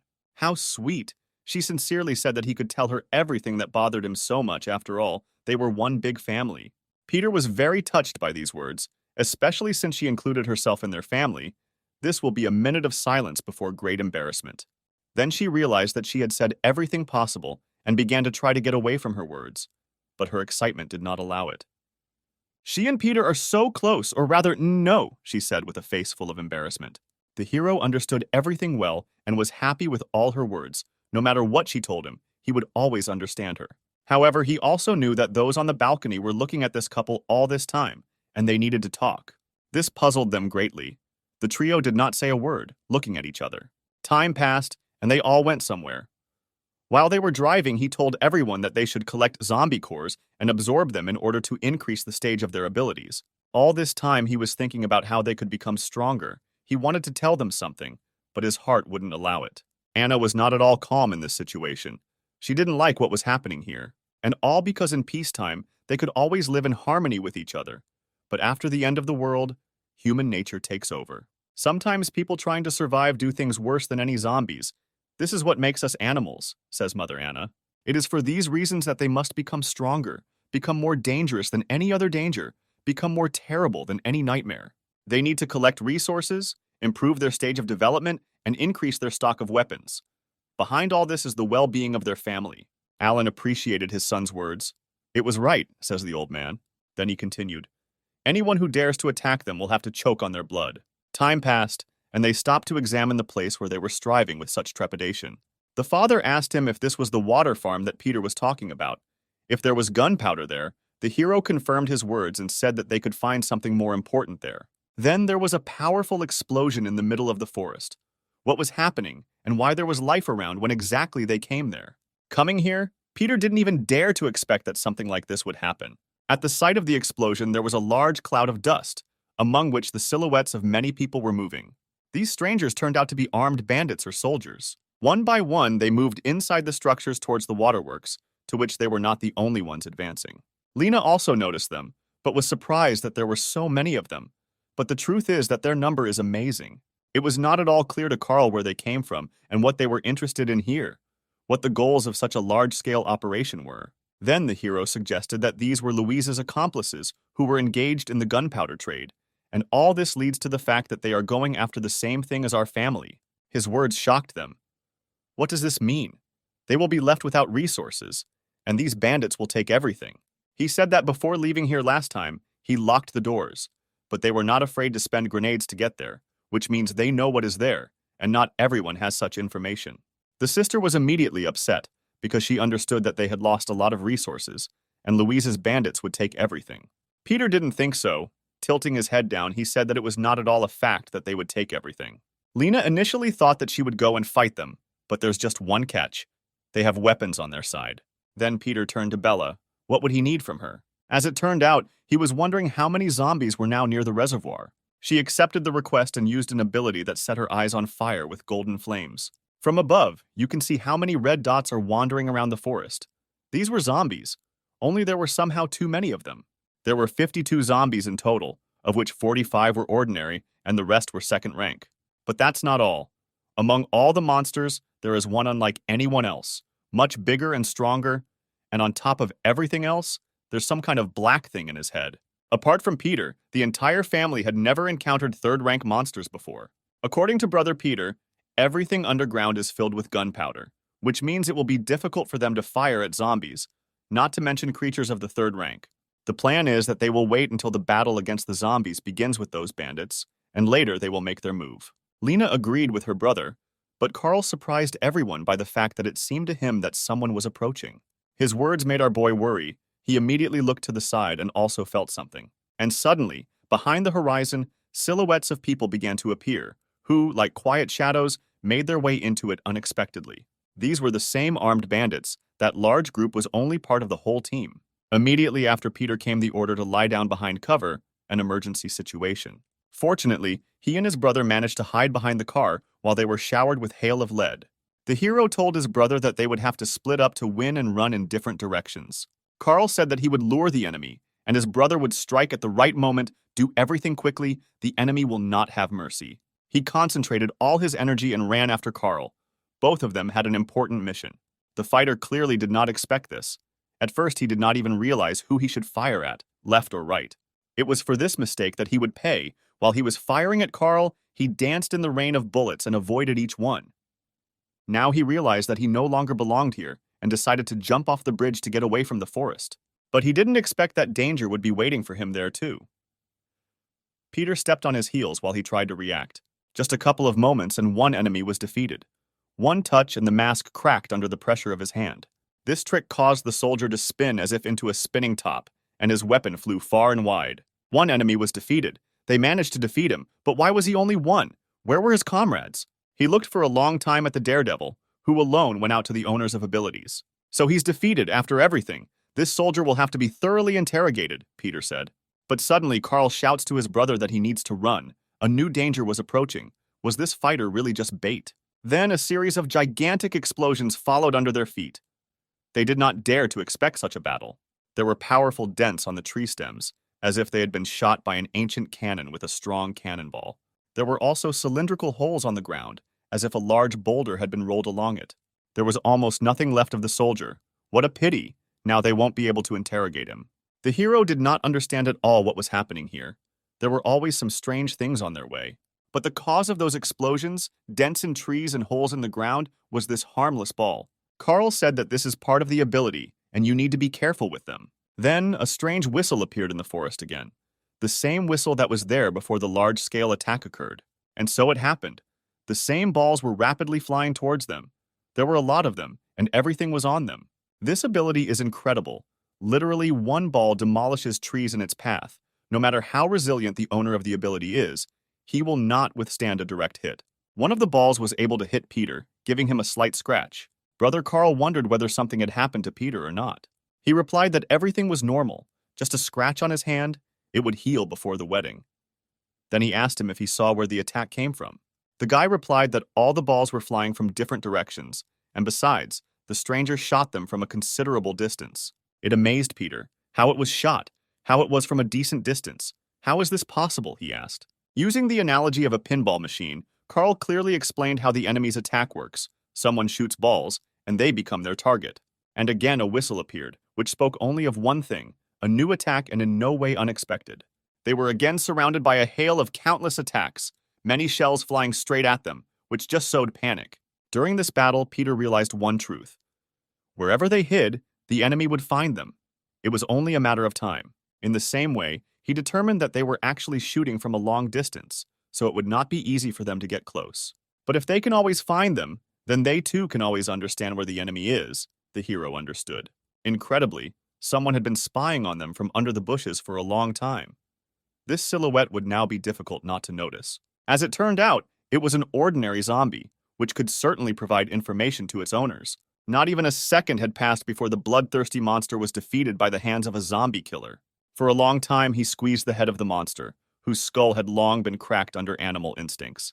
The boy looked arrogantly at the zombies, and his head was filled with all sorts of thoughts. He wanted to understand what to do with the enemy at such a distance. Meanwhile, Carl noticed that the shelling had stopped. It cannot be that this particular zombie is the owner of the zombie, so the danger still exists. You need to be on alert. He realized that he might be right, since the real enemy could use this zombie for surveillance. The brother suggested that there could be 2 enemies, but in reality there could be more. Suddenly, from the side of the road, we hear the cry of Sister Lena, who called her brothers to come back quickly. And all because the armed people from the storage facility began to move, and they could notice them. Carl was shocked. How quickly time flies. They already need to hurry. Peter did not go far from the younger one, and was also amazed at the speed of those bandits. The brothers agreed and went to the car to discuss a plan for further action. After all, one cannot act at random. Meanwhile, the same enemy archers who threw balls at the heroes are now embittered for allowing them to escape. One of the villains blamed his fat partner. It was his fault that they lost them, and they were going to play for big. While his comrade scolded him, the fat man painted his lips and preened himself, saying that those handsome guys were clearly very strong. The races were able to so easily deprive them of their attack. In addition, the mustachioed devil with painted lips did not look like a villain at all, more like a small child who took his mother's cosmetics. But all this is not so important. Crescenti wondered why his comrade killed that guy. He replied that they could shift their guilt onto those two, and the death of one civilian would not incur anything at all. While they were arguing, poking each other with lipstick and a cigarette butt, some old man ordered them to stop this farce. It was the four-eyed one who showed them that they had opened the gate and they could begin. Then we were taken to the house of our beloved family. It was here that they decided to discuss everything that had happened. They all understood that no one was following them. There were no signs of surveillance. They didn't even drive a car. Lena said that they fired precisely at them, not a single miss. Fearing, she asked the question whether they could get X here too. At the same time, the hero leaned on the table and thought for a long time. He couldn't even imagine how all this happened. Now they will not be able to attack them, all because they will be busy extracting resources. This is their main goal while they are safe. But as soon as the bandits seize the vault, they will immediately come for both the hero and his family. This terrified them. How long they would have to wait. How much time they would have to become stronger. The girls were also scared, because with such a resource of gunpowder, the bandits could turn the entire village into ruins. Even the smart girl Bella was shocked by Peter's words. Even he himself did not know what a bad situation they were in. Then Lena remembered how her brother said that all the gunpowder is underground, which means they won't be able to shoot. And besides, they have a creature of the 3rd rank there. It won't be easy for them. With such confidence, she was still very worried, since they could already kill all the zombies at the reservoir. Later, Carl added that there were no cars nearby, but among the military there could be holders of abilities who do not even need weapons to defeat zombies. It was then that Lena completely despaired. And what should they do, she asked. But Anna and Alan were ready to give up their backs if enemies were aiming at their family. All they had to do was get close, and they would recognize the wrath of their mighty father. He immediately asked his daughter to help him make weapons from gunpowder and to prepare the gunpowder itself. She didn't dare refuse. Only now Peter's head was not empty of all sorts of gloomy thoughts. He constantly thought about how in a past life the village was found a few months later, and now not even a few weeks had passed. Moreover, those military men were very well trained, which can be seen from their equipment and movements. They could also eat the cores of 2nd-rank zombies and become stronger. But even so, they cannot sit still, and attacking now is very risky. There are too many contradictions for one guy. Then there was a sudden touch. It was Bella's hand, which at the moment worked as a sedative. She said that Peter must rely on loved ones and family, and not just on himself. It's too selfish. Just as suddenly, the radio behind them hissed. Something important had happened, and people were trying to notify everyone about it. The hero immediately heard them and told them about it. Everyone was incredibly happy about him. As it turned out, they had some kind of small incident, They were able to find a survivor. This guy who was lying on the floor reminded me of someone, as if we had seen him just recently. Peter shouted into the radio for them to tie up the prisoner first and wait for him there. The guy asked why this was necessary, but the truth is, it would be difficult to understand right away. It would take too long to explain to him. As soon as he arrives, he will tell you about all the most important things. With this information, he literally flew out of the house and told the family to stay home, and he himself would return soon. He immediately thought it could be one of the soldiers, which didn't bode well for them. It cannot be that they found them so quickly. It was for this reason that he ordered them to tie up the wanderer. They cannot let him go from here. He met his hated old love, who seemed very happy with him, and also said that they went to the hospital. He calmly told her that she was younger and didn't even pay attention, just like she had all the time up until that moment. This is the true face of this person. She makes cute faces in front of those who need it, and when she doesn't like something, this is a terrible grimace. But it doesn't matter. Peter needs to hurry to that survivor and find out more about him. The guys stood with bats and waited for the main zombie killer to take a look at this stranger. From the outside, he did not at all resemble those armed bandits who captured the reservoir. He also noticed that he doesn't look like them. He looks like someone completely different, just someone. As soon as he raised his head, a scar appeared on his face, a very familiar scar. Is it really him? The one with the scar, the puzzled Peter wondered. Yes, it was our friend Quint, the same guy who told about improvements, about crystal cores, and how he achieved the third stage of development. Suddenly, he opened his eyes. It was clear from his gaze that he was incredibly scared. A woman's scream resounded throughout the entire block, asking what this bastard could have done and who he attacked. Those ropes meant nothing to Quint. Just a second, and he got out of captivity. Peter tried to stop him, after all. They had already met before, so he wouldn't dare run away. And so it turned out, he managed to capture everyone's beloved Nika in order to keep Peter in place. Then came threats that he would kill her if the hero came even one step closer to him. Peter's friend immediately shouted, trying to calm Quint down and convince him that no harm would come to him. Of course, he didn't believe them and continued to claim that they wanted to kill him, and if they tried, he would take Nika with them. He absolutely did not care about the death of his old love. On the contrary, he said that he would kill her as soon as possible. Mr. Teleporter became very worried for this reason, thinking that they were underestimating him and he would not dare to kill. It was then that the hero said that if he had wanted, he would have killed long ago, and the same would have happened to him if they wanted him dead. To this, he has another question. For what purpose did they tie him up, even if they put him in shackles and in a stone bag? He asked him what he would do if a stranger broke into his house and posed a danger to his loved ones and family.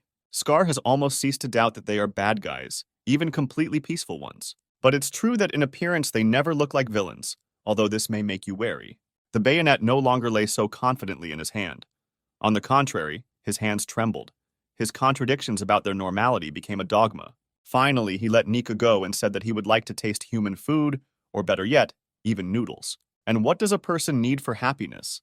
A plate of noodles, and Quint seemed to have conquered Everest, found an oasis after several days without water, like a cold breeze in the summer heat. The rest were very puzzled by the fact that some stranger was sitting at their table and happily devouring noodles. Carl decided to check with his brother whether it was precisely him that he met on that day of the strong explosion. The sister thought that he looked more like a ragamuffin who only eats more, but that's the way it is, so he asks his brother for more. He was greatly embarrassed by the fact that this parasite called Peter brother, but the hero decided to look at him with his new skill in order to see his characteristics. But at the same time, he realized that from that moment, Quint had changed and did not even remember him. Incredibly, earlier the man with the scar himself said that he was at the third stage of development, but here he is only at the first. He noticed it too, lied, pretended he didn't know him or lost his memory. He couldn't understand any of this. Time passed, and Quint ate another bowl of noodles, an incredible appetite. Then he thanked everyone for such a dinner, because without them he would have died of hunger, he says. He didn't care about his gratitude, but he was curious about something, if he wanted to say something. This scared him a little. What to say? The scar repeated in a trembling voice. He leaned against the back of the sofa and asked how the teleport master got to their village. What tailwind brought him here? Quint was afraid that they would not immediately believe him, but he arrived here using teleportation. One might even say he escaped and ended up here. This interested the guy. How did he escape from zombies or something? Peter asks. Exactly. These creatures were chasing me all the way, so I had to resort to teleportation. But why are you so calm? So easy to believe my words about moving, the hero said. So this is a guy from the city, not local, but it sounds true, Peter thought. For someone who is telling the truth, Quint looks too unsure, as if he is worried that he will be exposed. It was then that his close lads questioned him about what the situation was like there, whether there were military personnel, and that all the zombies were supposed to be destroyed there. Before talking about this topic, he constantly stuttered, as it was incredibly difficult to talk about. Everything in the city is very bad. As soon as zombies appeared in it, panic spread on the streets. Someone was trampled by the crowd, someone was run over by cars. He was the only one who was able to hide in a trash can, where he sat for a long time, listening only to screams and screams. The hope still lived in his head that they would come to him, take him out of here and save him. But during all this time, the whole city was filled with zombies. The police failed to cope. Many officers themselves became victims of the virus. Many people tried to defend themselves and repel the bloodthirsty creatures, but died as heroes who fought for themselves and their loved ones. There were also those who committed suicide on their own, without even starting to fight for their own future. All these details were not so interesting to Brother Peter. It was better to be brief and to the point. Quint agreed with him. As a result, his nerves were already giving in. Living on was something like a jackpot, as if for this he had to go through many lives. But he handed the hero a phone with a message that if someone wants to be saved, then he must hunt zombies and eat their crystalline cores. This message also included the fact that everyone who receives abilities will become the chosen ones of God. This again amazed the hero. In addition, he received this message only 2 days after the end of the world, when they managed to find out about it. Is it really not the first time that someone, like the hero, has been in such a situation? Peter thought. It couldn't be said that Carl was happy about this, but he understood that the city already knew about the zombie cores. This surprised Quint. In such a wilderness, people really also know a lot about this information. Sister Lena decided to boast about the fact that they had all already eaten 3 pieces. It was like lightning struck him. How did they eat it? He asks. Do you really have abilities? That's it. He considers them lucky, since they are very rare. If only his people from the detachment were as lucky, says the Scar. Carl did not listen to what kind of detachment he had there, and whether he posed any danger to them. On the 3rd day of his survival, Quint decided to join a detachment that at that time numbered 100 people. In addition to dealing with supplies, they often went out to hunt for crystals. You know for what purpose. After 5 days of hunting, they collected the same number of small stones, and then the strongest decided to be the first to try them. Only among all the 5, only the commander survived, the rest became dead, and he buried them with his ability. The commander then led them to fight other groups for supplies, which is when he encountered another ability holder in battle, and a group battle ensued. As the battle grew fiercer, more people had to awaken their abilities, and so Quintus awakened his. Those who were not so lucky became zombies and were killed. Those who received abilities constantly fought. Thus life became more and more terrible every day. Then the man with the scar got tired of being here and he ran away from there. The zombies chased him for a long time, but his ability was his salvation. Carl was puzzled by his words, because he understood that people with abilities were fighting each other for supplies. And his sister added that after hearing what she had heard, she wanted to stay in the village. It was calmer here. That's right, said the impudent Quint, rocking on his chair. It's quiet and calm here, and the zombies don't bother you. And there is food, which is the most important thing. So be it, he says. I'm staying here. The others were not at all happy about such a tenant. Then the desperate hero looked down and said that it was not so calm here either. Here he became a little upset and began to worry that it was not so calm here. At the same moment, Peter answered him, Lately they have not been calm here, so you will have conditions. You must help us. Meanwhile, Bella was doing business in the yard and asked if they were done asking the man. That's right, the hero answered, and added that Quint will stay here for a short time and will help in any way he can. He scratched the back of his head, thanked everyone for lunch, and introduced himself. Hello, my name is Quint. Everyone smiled at him and greeted the new tenant in unison. My name is Bella, and I am the eldest here, Alan. I am Anna, the wife of the eldest. He bowed in front of everyone and thanked again. Thank you, Sister Bella, Mrs. Anna and Uncle Alan. The heroine and the eldest were very surprised at how he called everyone here, but everyone received a new nickname. It was then that his sister Lena egged him on, who was surprised that a man in his 30s would call someone who was not much older than 20 that name. He was shocked. I mean, he's over 30. How is this possible? Our hero with the scar asks them all. He just turned 18, he says. Everyone suddenly fell silent. But the truth is, how can he be 18? If Peter himself, with his vision, saw his age, he is, if anything, 28 years old. Lena was so scared, she would never have believed that such an old man was 18. But it couldn't be. Then Quint, upset by his appearance, fell to his knees and said that he might look a little older than his age. But he was not lying to anyone. He was silent for a while, but still said, Okay, I believe you, although I myself saw the true age. Then an old man with a scar came running to him on his knees and said that he looked very callous and cold. He even thought that there would be a lot of problems with him. But in fact, behind this, he was a shell of a kind soul. Of course, the strange thing is that he himself looked at his entire characteristics and was very surprised at his age. Well, okay, they shouldn't care about this. Time is short, so they need to go. He immediately asked where they were going. The hero began to wonder if he really decided to test him, saying that he would find out later. He judged it entirely by his behavior, and therefore there were only two outcomes. Either something really happened to him, or he was faking it too well.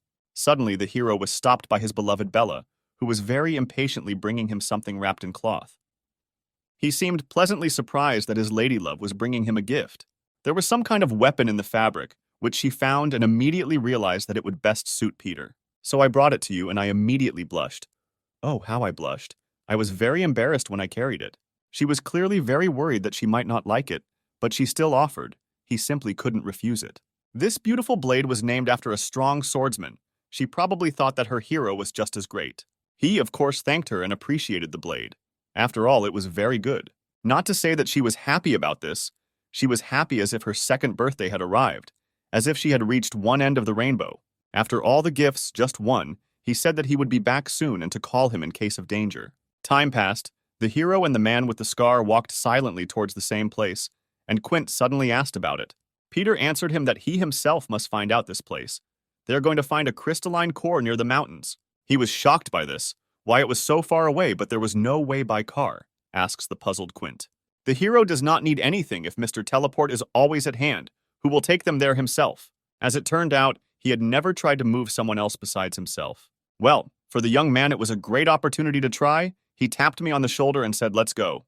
He could no longer refuse him, and said that he would do it since he was so confident in him. Just a second, they crumbled into many particles and disappeared from the village. After moving, they ended up on the roof of one of the high-rise buildings, which can be counted on one hand. Peter was already standing on the roof while Quint hung in his arms. He was the only one unlucky. As soon as the effect of the ability ceased, Old Man Quint hung above a large height and began shouting to the entire village. Instantly, the hero determined that they were in the north of the village, and meanwhile the scar asked him to first lift him to the roof. He didn't want to pay attention to his partner, but after analyzing, he realized that they had moved about 3 kilometers. They were still very far away, so Peter ordered his partner to move on. As it turns out, it tests his abilities, so they will continue until his strength leaves. Here he did not dare to refuse and, with some kind of favor, agreed with him to continue the check. The next teleportation was followed by a loud scream that woke up every living thing in the forest. The hero asked him to stop screaming for no reason. The old man answered him by saying that he had never tried permanent teleportation with someone else. But he didn't care about all the whining and drooling. They needed to hurry, but he had already repeated this several times. "Well, no," he said, then asked, "You can't even give me time to rest." And again he repeated, "They don't have much time, so let's continue." Well, he's not a talkative person. The man was almost at his limit. He could not contradict him, since he had no rights in his house. A little more time passed, and finally they came to the very place where the crystal lay. For all the teleportations, he spent all his physical strength and energy. Finally, he asked if they had arrived. The hero replied that yes, they were there. From his analysis, he determined that his ability was not that good and even bad. He did not like such harsh criticism of his powers after all. The ability is very good. Then he explained his words by saying that the main thing about his strength is that he can control accuracy, and this is only possible within a radius of 100 meters. And besides, he spends almost all his physical energy, so he won't be able to fight teleportation for a long time. He laughed and said that it wasn't that bad, even very good, so he was pleased with his result. And suddenly Peter screamed. He wanted the old man to stop behaving like that. What happened? From the outside, he was like the devil who is interrogating the deceased in order to send him to hell, telling him not to pretend. He was instantly frightened by his new comrade. He did not understand at all what he had done. Peter was not acting strange. He initially wanted to take him away from the family in order to reveal whether Quint was faking it or not. He was clearly tired of watching how this bastard behaved, since they had already met before, and he came to his family as if out of spite. He didn't understand at all what his new comrade meant. How could they have met before if all this time he was just trying to survive? But no one here will listen to him, and there will be no way to escape. The angry hero is already striking. Amazingly, the air around was shaking with such force, it literally cut the air. But Quint was able to escape from the instant attack, continuing to not understand anything. Is he really serious about behaving this way? The Scar wonders. Somehow he did not behave at all like a villain, like the same Quint who suddenly found himself between the hero and the crystalline core. Standing in front of him was like an ordinary person. Nothing unusual. He did not show his true strength. Who is he? What happened to him? Or maybe someone did this to him, Peter asks himself. Maybe then he met a completely different Quint. A different person. Whether it was a second person or someone else. Suddenly, the man with the scar stopped and shouted at his brother to stop chasing him. Then he became really scary. Just like that day, he says he was never afraid of battle, especially not of some kid. This Quint began to scare him. He probably reminded him of that arrogant man with the scar. As soon as he continued to act like a child, he decided to attack Peter with his incredibly slow jump. But he didn't have a chance. It only took a moment for the hero to completely escape the attack. It was a shame to even win such a battle. The old man threw himself face down into the ground, thereby losing. He had hoped for a good battle, but he decided to remain silent because, well, he had nothing to say. This eccentric lay in a cloud of dust and didn't even think about getting up, as he was in a lot of pain. The boy approached him and praised him for not running away like a coward, but continuing to fight. No matter how weak he is, he will be very good for help, commendable. Quint finally got to his feet, saying that he was not happy. They had been checking him for half a day and couldn't trust him. The old man had completely lost hope that he would survive, since the hero behaved as if he would kill every living thing on the way. But all the work is not finished yet. Come back, we will call the others for one job. Time passed and everyone was gathered. Nothing was visible in the middle of the forest due to the gloomy night. As it turned out, they arrived at the reservoir to make up for lost time, to fight back again. The hero announced to his comrades that everyone must act according to the plan that they had all discussed. First they will come, he himself, Brother Carl, and the old man with the scar Quint, who will attack everyone. Mother Anna will stay with her sister Bella to constantly be in touch. Meanwhile, the old man cannot believe that they are attacking at such a moment when they will all be on alert. But the hero told the real truth. These people will be ready to do anything for the sake of these resources. Peter immediately invited Quint to leave from here. If he, of course, so desired, he replied that he was not chickening out. He was just worried about the others. Carl said that they had already discussed everything. They couldn't go back. It was too late. Still, he was worried. But just a little. He wouldn't have dared to refuse. Everything would be against him. Then we were transported a couple of hours before the current events. At the same time, Peter suggested that everyone attack the vault in the evening, which my father did not like. Now they will not attack the enemy's forehead. Another plan, they will attack secretly at the weakest point. This surprised Alan, since his son had previously gone into battle without thinking, but then he developed something ingenious. In this case, they will simply take away all the necessary resources and will not attract unnecessary attention that they do not need. Moreover, they will not be able to attack them if there is not enough gunpowder, and they will not be able to cope with it. Only Carl was interested in one thing: how they would get in unnoticed with reinforced security, and even if they got in, how they would get everything out. He agrees with his brother's words. After all, he's right. It won't be easy, but if you come up with something, you can move mountains. And Quint will help them with this with his incredible penetrating ability. While everyone was discussing the details of the plan, he ate and panicked because he didn't want to fight anyone. Then Peter swore that under no circumstances would he allow anything to happen to their new partner. Carl and he would always help. At that moment, he realized that he was so worried that he had agreed to everything so easily, and now he regretted that his calm life had passed him by. Let's get to the point. Bella gave Peter a walkie-talkie so that they could always get in touch and ask for help. At that very moment, he asked her if she could see on her own what was happening at the reservoir. Doing such a favor for her would never be a problem, especially for Peter. As she noticed, the warehouse was much calmer than before, still the same creature of the third rank and a little of the second. Truth after truth, he said that the enemy had begun to act, which means they should not hesitate. After all, the future is now at stake. He leaves all responsibility for Bella to Mother Anna, who promises to protect the girl even from the wind. With such a mother, they don't have to worry, she said. Go ahead and don't expect anything. Mother gave the trio confidence and they quickly went to the scene of events. Meanwhile, there was only one armed guard at the entrance, who carefully watched every rustle. Carl noticed that there were no people at all. Peter assumed that they were all underground. You couldn't relax at all, and asked Bella's beloved where the zombies were. According to her report, the third rank was in the southeast. The rest of the second ranks were right in the middle. This was a great opportunity for them, since the northwest was completely clear and the bandits were busy defending themselves. Afterwards, he told his brother that with the scar they would go first, and he himself should stay here for a while. Then he approached the old man to point out to him the factory part of the storage facility, and they needed 10 meters lower. There were no longer any problems for the hero. Everything would be done in that very second. And so it turned out he did not hesitate, and the situation became too convenient for them. Quint is a real good guy, she hit the bullseye, but his habit of screaming after the teleport remained unchanged.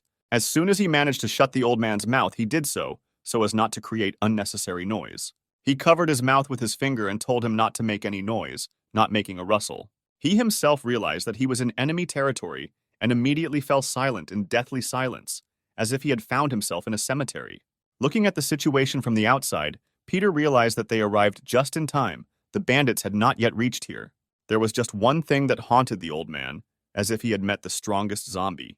And the fault is that there was no gunpowder there at all. There were cannons. Even better. Meanwhile, the night was in full swing. The moon illuminated the path for bloodthirsty zombies and foreshadowed the best outcome for the heroes. At that very moment, Carl began to worry because he had not heard from his comrades for a long time. Perhaps something had happened. Only the same light began to appear near him as during Quintus's teleports. After all, our heroes returned with a big catch and decided to show off what they brought. The brother looked with great interest into the depths of the boxes, which should be overflowing with weapons. Not only guns, the boy said, but also medicines, resources, weapons, and gunpowder. It's not for nothing that those bandits fight so much for such and such a treasure. Immediately after the first call, Peter suggested that they clean out the entire warehouse before anyone noticed them.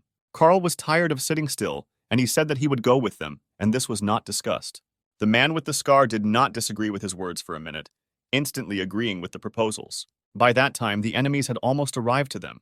No one here would hesitate, not even the enemy. Some monsters destroyed the creatures one by one, their heads spread across the floor and walls. These were the same holders of abilities who attacked the brothers in the forest.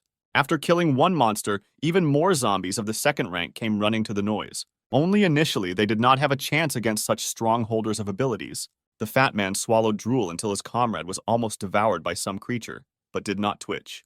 Still, he realized that there were too many zombies, and they were all of second rank. It was not so easy with them. Someone crushed the head of one of the creatures and said that this was even better. This way, killing monsters is much better than catching them one by one and wasting a lot of time on it. The two were a little upset that they had never met the third rank. The fat man even wanted to tame him. But the old man was sure that if such a monster met them, then only one outcome awaited them. And waiting for them, the strange old man said gloomily, "Only death will await you." This horrified the guys. They didn't even dare to think that such an expert didn't believe in their strength. And then suddenly, a gigantic explosion thundered across the entire storage facility, which alerted everyone. What a horror! One of the guys was bitten by a zombie. He was so scared, he was bleeding all over. He begged for help with all his might and spent almost all his energy shouting to them. The brother decided not to abandon his comrade in difficult times and said that he would definitely help him. This madman decided to give away a rank 2 crystal core for absorption to test his luck. He smiled evilly and said that he could become like them or die like hundreds of others. But apparently his mind was leaving him. There was no life in him, and they didn't wait for an answer. Apparently everything was over with him. He didn't understand why this guy was afraid, why he wasn't eating this crystal. You can become the chosen one of God himself, become godlike, ascend to heaven, why don't you eat? Asks the madman. Only before he had time to adjust his almost dead comrade in his own way, a bullet flew in front of his temple. This bullet was completely aimed at that guy. Someone decided not to give him a chance to escape. This guy fired his bullet to stop the horror that this mutated freak with balls had created. The man was not at all happy with these words. He asked to repeat the words that this daredevil said. He pointed the gun and asked if he really wanted to hear these words again. Later he said, "So listen, get out of here, you mutated freak." The man was furious. It was clear from him that he was ready to kill him and directly told him about it. The old man ordered them to stop. Would he really allow some soldier to humiliate his comrades? And the reason is clear. Cooperation is important for everyone here. No one will work for nothing. And finally, he asked the blonde if he knew what the most important value in being a leader is. And the point is that you can always cut off branches that have not grown the way the leader needed, hinting at them. The old man approached the employee and asked him to give an order to his people so that they would follow the shots. The smell of sulfur had already appeared. The commander did not break down in front of him. Among that strange trio, he treated the old man better than anyone. Then came orders for the soldiers to take knives and shoot only when ordered. Enough time has passed that the warehouse is empty of most supplies. Peter was clearly glad that they were able to take all this, and added that with this, they could arm the whole family to the teeth. Carl was much more shocked that they had taken away so many useful things so easily and smoothly. It would not leave them behind for a long time. He touched Quint and asked if everything was okay with him, if they could continue to move. Everything was fine, but it was a little tiring to carry so much stuff at once, so I ran out of strength. Carl asked if they had the opportunity to take a break or catch their breath. Unfortunately, they have very little time. The zombies won't detain those people for long, so they need to hurry. Later, he added that they needed to bring some more medicine. This would be the last call. Nevertheless, he decided, and gathered his strength to take all the treasures of this place. In this case, they disappeared with some kind of heaviness. There was no face on Quintus. Would everything be so good? Everyone stood confidently, but the old man with the scar could barely stand on his feet. His head drooped, as if he would faint. Further, the brothers did not pay attention to the condition of their comrade, while they discussed how they would load the remaining supplies and then burn the warehouse to hell. Quint found it harder to keep on his feet. But not this. Everything led exactly to one thing. His powers were not endless, and he, of course, fell with a roar. The boys heard a rumble behind them, their last key to salvation falling before their eyes. Carl realized that the old man fell from fatigue. He already had no strength, and then they became greedy. They realized that their partner could not yet use his abilities so often, but for now, they needed to take him to a safe place. The main danger was approaching them. At the entrance, one could see the silhouettes of a crowd of people heading here. In front was the very trio that should be the most dangerous among all the military. The guys managed to notice the uninvited guests who arrived at the most inconvenient moment. These people explored with great interest the surroundings of the gigantic warehouse, which was filled to the brim with supplies. The guy couldn't understand why they didn't come here right away, why they didn't come to this warehouse. Meanwhile, the old man reminded them of the deal and its conditions, that they had to take their medicine and food. They didn't need anything more. As soon as he reminded the commander about the conditions, he immediately began to smile evilly, as if this deal meant nothing to him. That's right. They initially decided to betray the employees. The old man was the first one she put lead into, but his head reacted strangely to it. The sniper was initially waiting for a good moment to deliver the decisive blow and cut off the heads of the unfortunate mutants. In appearance, one could say that they did not expect a setup from them. It was this guy who was truly scared. Then they immediately pinned him to the floor, where he stopped moving completely. It was not for nothing that Peter called those military professionals. They didn't forget the fat man either. A bullet also hit him and wounded him right in the stomach, the most painful place. All of them were defeated, but they themselves did not want to start conflicts out of nowhere. They even somehow felt sorry for them. And so the commander inserted a couple of his words about how pitiful these people chosen by God look. Where is their strength, power, might, and authority? Where have they all gone? Did they really think that the military would really share supplies? They look like volunteers who are for any battle, the man asks. He poked him with his pistol and said that their abilities do not make them gods. They also do not represent anything. In this world, only those who have the greatest power in their hands will receive everything. And what do you have at hand, mutated freaks? His words were followed by a terrible laugh. This guy began to laugh like a crazy villain. The commander was puzzled. He did not understand what was funny about his story, why he was in such a situation and laughing at his words. What was wrong? Where he miscalculated. But he miscalculated when he lived in the last century. Now it's like the end of the world, unless he forgot, of course, and in such times no power has weight. It means nothing. The world is now ruled by power, incredible power, the strongest, the most powerful. People will walk under it. And after these words, an old man appeared behind the commander, who seemed to have risen from the dead. He then tried to shoot him with a pistol, although he had just recently been shot with a high-caliber rifle that should have turned his brains to mush. And so it turned out, not a single bullet did any damage. They all met the old man but passed by. This useless lead seemed to push his wrinkles apart. Each collision with it turned him into fog. The commander was completely frightened by this monster. He called it a monster that cannot be defeated in one's right mind. The others were also shocked by this force. The commander ordered them to fire from all guns, but would it help them? Although they had nothing to hope for, initially someone planned such an outcome, and someone shot every soldier. This was the same victim who turned out to be a zombie and fell under the control of a fat, handsome man. What will the commander do now? It must be unfortunate to die at the hands of a comrade, whom the commander himself killed with a pistol from his own hands.